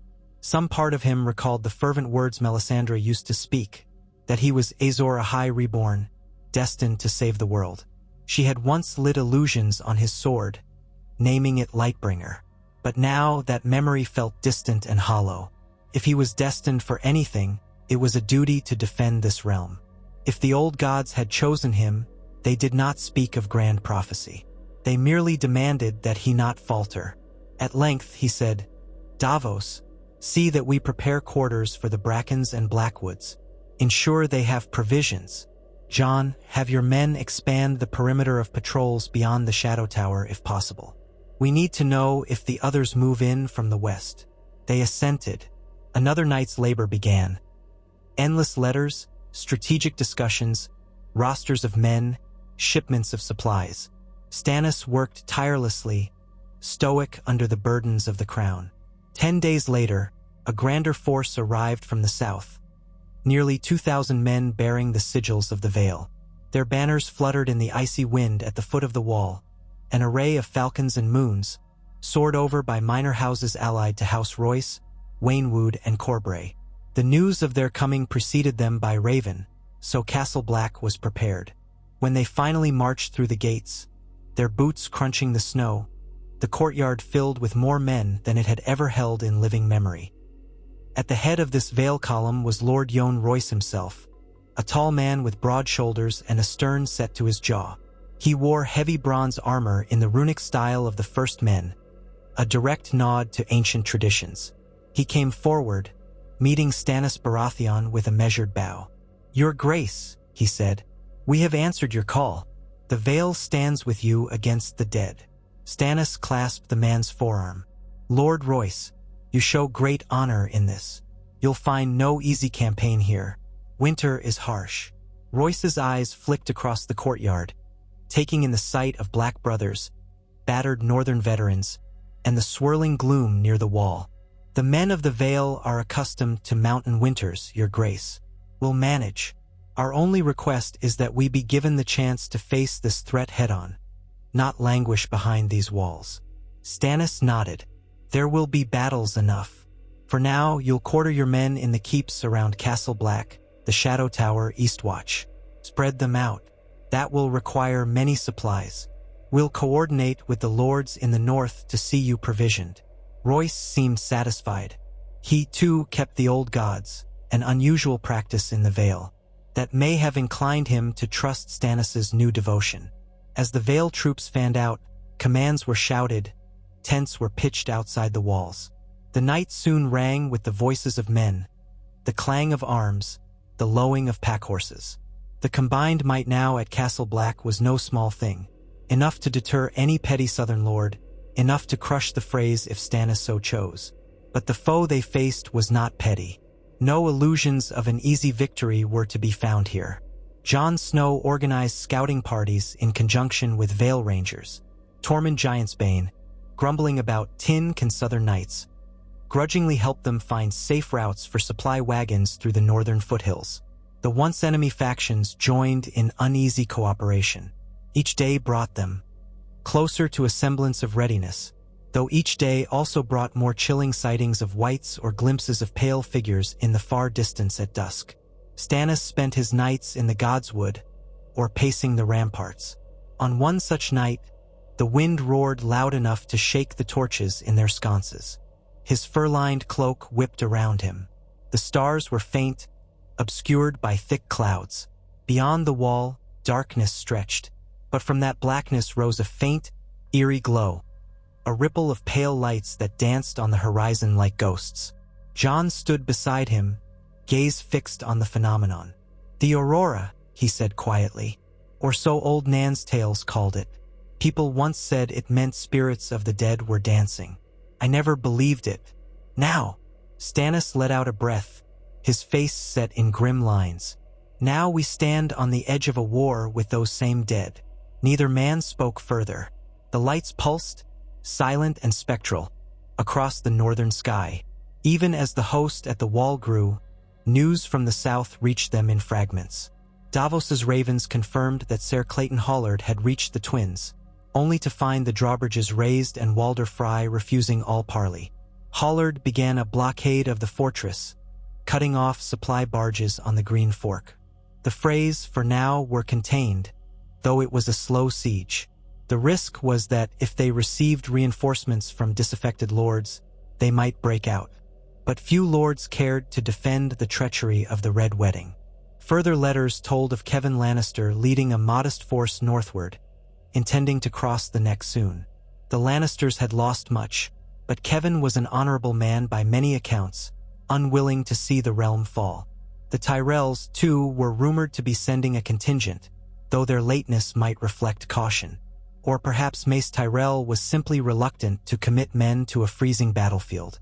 Late one afternoon, as Stannis concluded a strategy meeting with Davos and Lord Royce, another messenger arrived, this one bearing the golden rose of House Tyrell on a muddy cloak.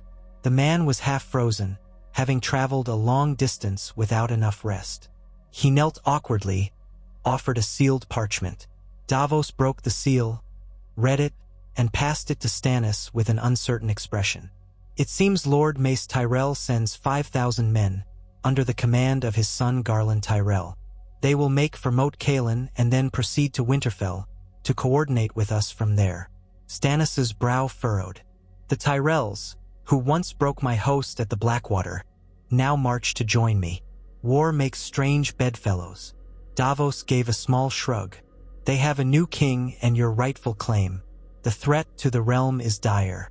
They must see that, if they come in good faith, 5,000 swords will be welcome indeed. Stannis pursed his lips. He had no illusions that Mace Tyrell's motivations were pure. Likely, the Tyrells wanted to ensure influence in the new order. But so long as their men stood against the others, he could stomach it. "Send word that they are to coordinate with me or my appointed commanders," Stannis said. "I won't have them grandstanding or taking Winterfell for themselves. That seat is for the Starks when we find them." "Yes, your grace," Davos replied, already scribbling notes. With that, the southern situation seemed to stabilize. The Iron Throne, Stannis' seat, had not collapsed in his absence.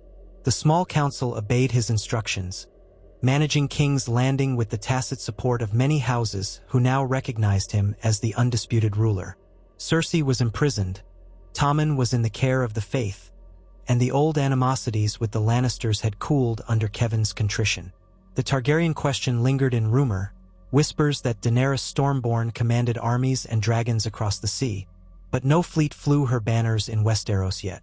If she came, she would find a land united under a king who knelt in Godswoods and waged war against the dead. Whether that would lead to conflict or alliance, no one knew. For now, the immediate crisis loomed at the wall. The realm was gathering.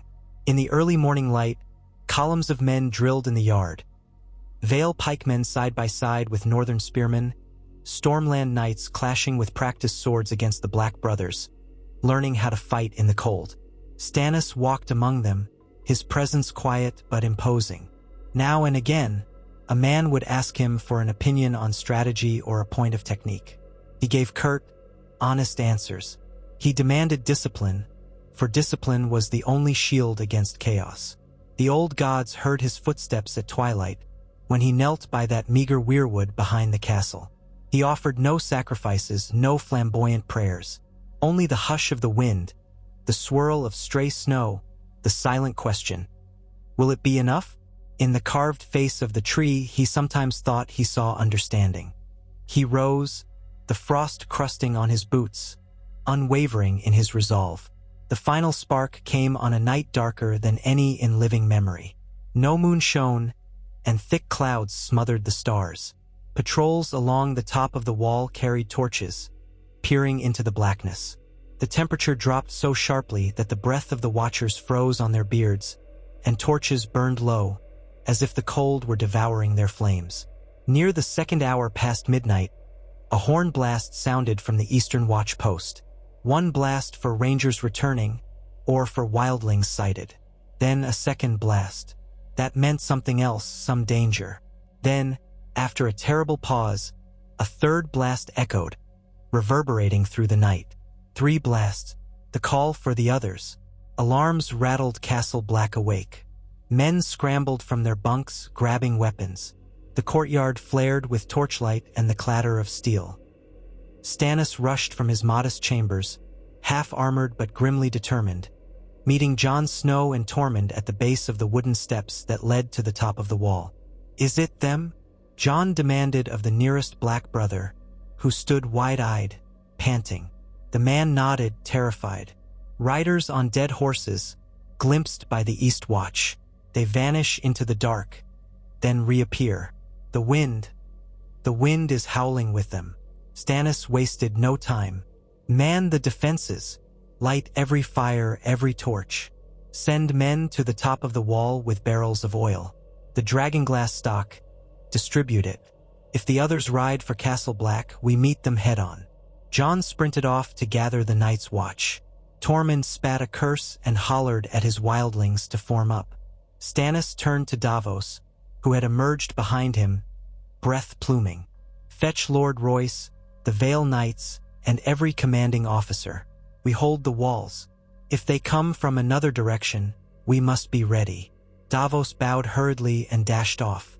With that, Stannis ascended the stairs, ignoring the bitter cold that stung his exposed cheeks. On the top walkway, the wind felt like knives. Torches swayed dangerously. The Black brothers manning the ramparts pointed east.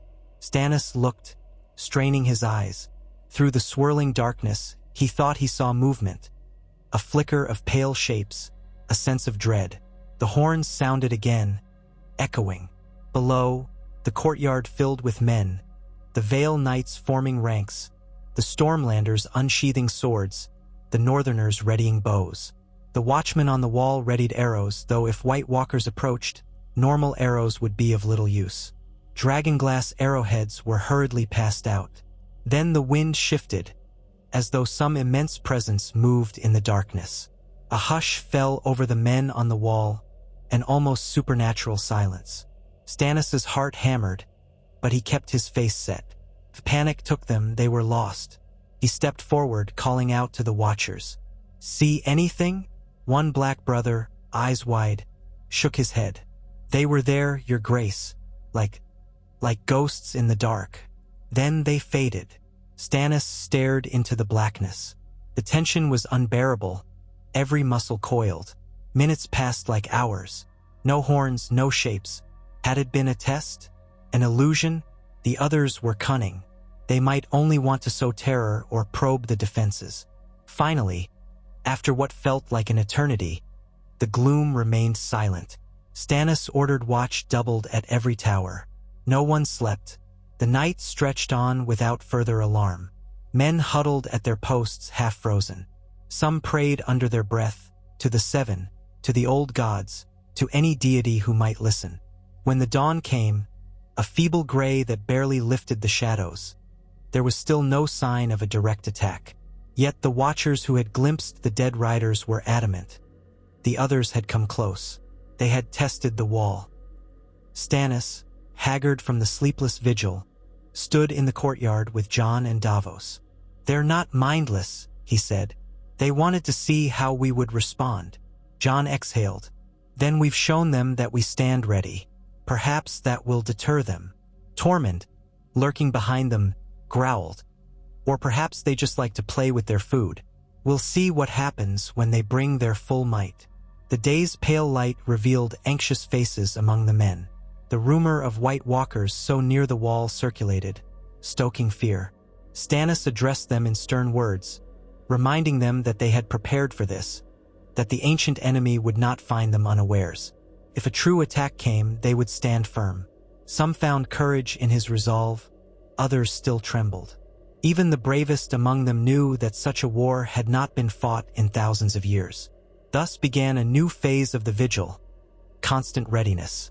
Scouts ventured beyond the wall in pairs or trios, returning with glimpses of tracks, or sometimes not returning at all.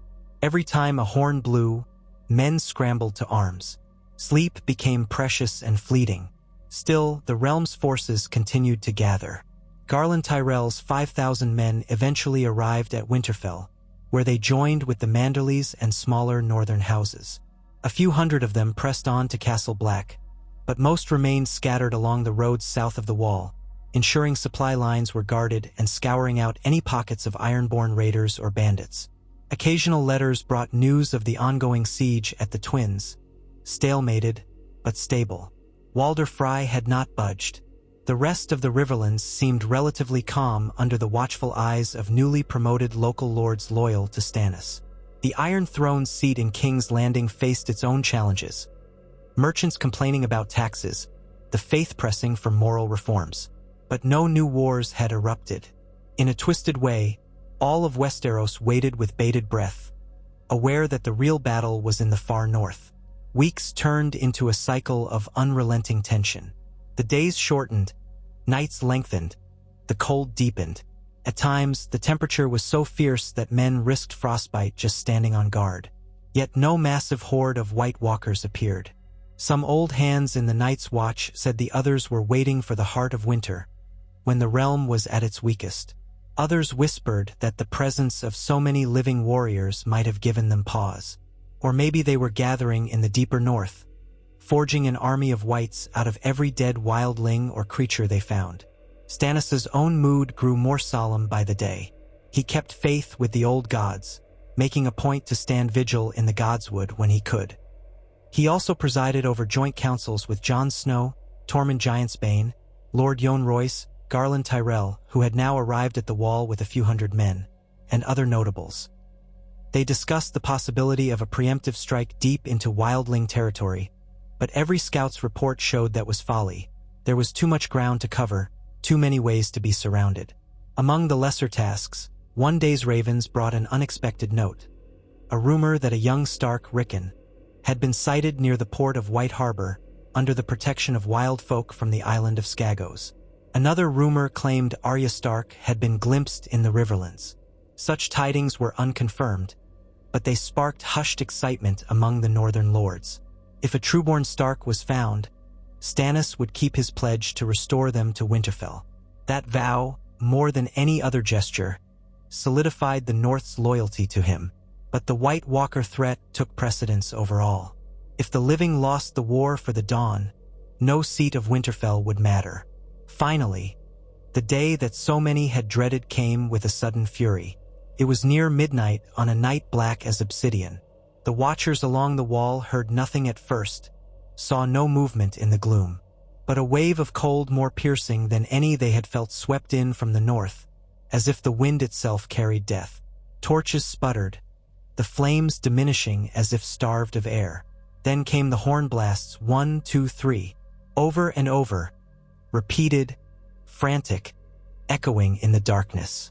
Men jolted awake, rushing to the courtyard. Stannis was already on the ramparts by the time the third set of blasts ended. Through the swirling snow, he saw shapes, countless shapes, emerging from the gloom. The watchers cried out in alarm. It was an army, an impossible mass stretching across the tundra. Torchlight illuminated skeletal forms, rotted flesh, hollow eye sockets gleaming an unnatural blue. Whites, hundreds, perhaps thousands, stumbling forward in eerie silence. Among them walked taller figures with white skin like carved ice, their eyes a pale, luminescent shade of blue. White Walkers, the others had come. This was no probing raid. This was an assault in full force. Archers, Jon Snow shouted from somewhere to Stannis' left, his voice carrying over the din. Men scrambled, notching dragonglass-dipped arrows. The Vale archers set themselves on the ramparts, lips pressed tight in fear. The monstrous host below advanced at a slow, steady pace, as if unstoppable. Stannis' heart hammered, but he forced calm. "Prepare the barrels of oil," he roared. "Drop them when they're in range. Archers, loose at will. Do not waste arrows on the dead that are too far away. Make every shot count." A lit torch soared over the edge, followed by a cask of oil. Men angled it so it would crash among the oncoming whites. The explosion of flame lit the night like a brief sunrise, revealing the writhing mass of corpses. Some were burned, collapsing in heaps of blackened flesh, but more pressed forward, unaffected, climbing over the smoldering remains of their fellows. The archers let fly a volley of dragonglass arrows, each whistling into the throng. Some whites dropped, still as death. Others slowed, arms twitching. White Walkers themselves were more elusive. They moved with unnatural grace, avoiding direct hits or deflecting arrows with spears of ice. Below, the courtyard thundered with the footsteps of men. Lord Royce led a detachment to the gate. Tormund and his wildlings assembled near the murder holes, ready to drop more oil or fling torches. Garland Tyrell rallied a group of heavy knights, though heavy armor would do little good if they let the whites close. Stannis stood on the rampart, ignoring the biting wind, calling out orders for more casks to be thrown. The night lit up in bursts of fire, then fell dark again. Screams echoed as whites managed to climb partway up the ice, or found weaknesses along the edges of the wall's foundation. The men at ground level engaged them in desperate combat, hacking limbs, trying to keep from being overwhelmed. The scale of it was horrifying. For every white destroyed, it seemed two more took its place. On the ramparts near Stannis, a White Walker sprang up as if from nowhere, scaling the ice with an agility that defied logic. It hauled itself onto the walkway. A Black Brother gasped and lunged with his spear. The Walker moved faster than sight, shattering the spear with a single blow of its pale sword. The Black Brother screamed as that sword cleaved him in two. Stannis gripped his sword hilt and advanced. Another man tried to intervene, only to be cut down, his blood freezing in midair. The Walker turned its ice-blue gaze on the king, silent malice radiating from those inhuman eyes. Stannis' pulse roared in his ears. He had no illusions. A normal steel blade would do little, but at his belt he carried a dragonglass dagger. He drew it in his left hand, sword in his right. The walker lunged, its sword a blur of frost. Stannis parried with steel, nearly losing his grip from the jarring impact. Ice-cold shards flew where the blades met, but the walker's weapon did not break. With his left hand, Stannis stabbed forward with the dragonglass dagger. The walker twisted aside, faster than any human, but the tip of the obsidian blade caught its shoulder. A shrill hiss, like ice fracturing, erupted from the walker. It recoiled, its pale skin darkening with cracks where the dagger scored it. Stannis pressed the attack, determined. He swung again, steel meeting the walker's sword, and tried to jab the dagger at its torso. The walker parried in a graceful sweep, and for a heartbeat, they were chest to chest. Stannis felt an impossible chill emanating from the creature, as though it drained all warmth from his body. With a snarl, he thrust the dragonglass dagger up into its ribcage. For an instant, the walker's eyes flared brighter. Rage or pain manifested in that terrible glow. Then cracks spread across its alabaster skin, spiderwebbing outward. A sound like shattering ice filled the air. The walker crumbled, disintegrating into shards that dissolved into nothing. A faint wisp of white mist rose, then faded. Panting, Stannis staggered back, nearly dropping his dagger. The Black Brother who had witnessed the scene gaped. The king forced himself upright. "You see," he rasped. "Dragonglass. Tell the men, no blade of steel alone will do." The brother nodded, dazed, before turning to bellow the warning. Elsewhere along the ramparts, more White Walkers ascended, or commanded the whites from below. The clamor was deafening: shouts, screams, the crackle of flames. Arrows rained down. Some lit up pockets of the undead, but the wave kept coming. The gates rattled under the press of whites, who clawed at the wood, reaching through murder holes. Boiling pitch and flaming torches fell among them, setting some ablaze. A hideous stench drifted upward. Jon Snow was at the top of a stairwell, sword in hand, fending off a pair of whites that had climbed onto the walkway. His Valyrian steel blade, Longclaw, could destroy them almost as effectively as dragonglass, for the ancient forging held magic of its own. The whites collapsed into limp husks as he cut them down, but more advanced. Tormund's roar echoed from somewhere below, followed by the crash of steel. Stannis looked out over the top of the wall. The dead host stretched to the horizon, lit sporadically by bursts of fire. He swallowed. Even with the entire realm's muster, could they stand against such a force? The men fought valiantly, but the odds seemed insurmountable. If the gate was breached, Castle Black would be overrun. Then the rest of Westeros would stand naked before the onslaught. He refused to yield. "More casks," he shouted to the men behind him. "Focus the flames where they gather most thickly. Force them to climb the ice." Another cask soared over the edge, followed by a flaming brand. The explosion of fire illuminated hundreds of whites, some collapsing in cinders, others crawling onward, bodies burning. A White Walker below raised its arms, and the wind itself whipped into a frenzy, snuffing torches and scattering burning debris. Stannis felt the chill intensify. The whirling snow made it almost impossible to see. He clung to the rampart to avoid being blown off by the gale. If the others could command the wind, how could mortal men stand? But stand they did, fueled by desperation and the knowledge that retreat was impossible. The men of the Night's Watch, the Vale, the Stormlands, the North, all battered by years of war, now faced an enemy beyond comprehension. And yet, in that swirling chaos, the living fought back. Arrows of dragonglass found their mark. Men with obsidian spears took down whites. The catapults on the courtyard launched barrels of flaming oil. Step by bloody step, they tried to keep the horrors at bay. Minutes bled into hours. Bodies littered the courtyard. Men in black, Vale Knights, wildlings, Tyrell soldiers. Some rose again as whites, if not burned quickly. forcing their former comrades to strike them down once more. The dead on both sides grew in number. Stannis' arms shook with fatigue. Still he fought, rallying the defenders wherever he saw them falter. At last, the first faint glimmer of dawn spread across the eastern sky. The White Walkers seemed to sense it. A chilling horn echoed from somewhere within the undead ranks. In unison, the horde began to withdraw, dragging some of their dead with them, or leaving them in the snow. Their retreat was as silent as their advance. Those men still standing on the wall stared, uncomprehending. Stannis realized with shock that they had endured. The gates still held. The top of the wall was not lost. The others had pulled back. Perhaps they favored the night, or perhaps they had tested the fortress to see if it would break.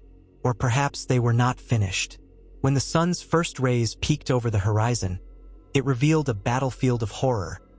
Charred remains of wights, huge scorched patches in the snow, and heaps of the fallen. Moans of wounded men drifted up. The living had won a reprieve, but at a dreadful cost. Stannis Baratheon, battered and streaked with gore, stood on the ramparts, eyes scanning the plain where the others had receded. His breath heaved in ragged bursts. Dawn's light bathed the snow in pale gold. He felt no victory, only grim relief that the wall had not fallen this night. A black brother approached, trembling, to report casualties. Dozens dead, hundreds more wounded, countless wights destroyed, but many more had vanished back into the darkness. The White Walkers, too, had slipped away. Jon Snow climbed the last rung of the stair, breath labored, Longclaw dripping black icer. "They'll come again." Stannis nodded, face as stark as the land around them. "Aye, next time they may bring more. We must be ready." They exchanged a look. No words captured the gravity of what they had faced, or what still loomed. Yet in that moment, with dawn casting long shadows across the wasteland, they knew men could stand against the others. It would cost them dearly, but it was not hopeless. With dragonglass, with Valyrian steel, with fire, and with the unity of the living, they might yet endure. Stannis turned his gaze up at the sky, where the last vestiges of night fled. The old gods, if they watched, had seen their children fight with all the desperation of cornered wolves. Another day had come, another chance to fortify, to gather more men, to stoke the fires of hope in a realm that hovered on the brink of annihilation. Perhaps, he thought, as an echo of wind ruffled the singed edges of his cloak, this is what I was meant for. Not to bask in the glow of a false prophecy, but to hold the line when it matters most. Let the bards call me cold. Let them say I lack warmth or grace. I will be the barrier between death and life if that is what must be done. He closed his eyes just for a moment, letting exhaustion sag at his limbs. Then, with a resolute breath, he opened them again and descended the stairs to aid the wounded, to restore order, to ensure that this fragile dawn would not be the last. And in the hush that followed that terrible night, the battered men of the realm discovered that they, too, still had the strength to stand, guided by a king as unyielding as the winter itself, and by the silent endurance of the old gods, whose red leaves whispered over an ancient land that refused to bow to death.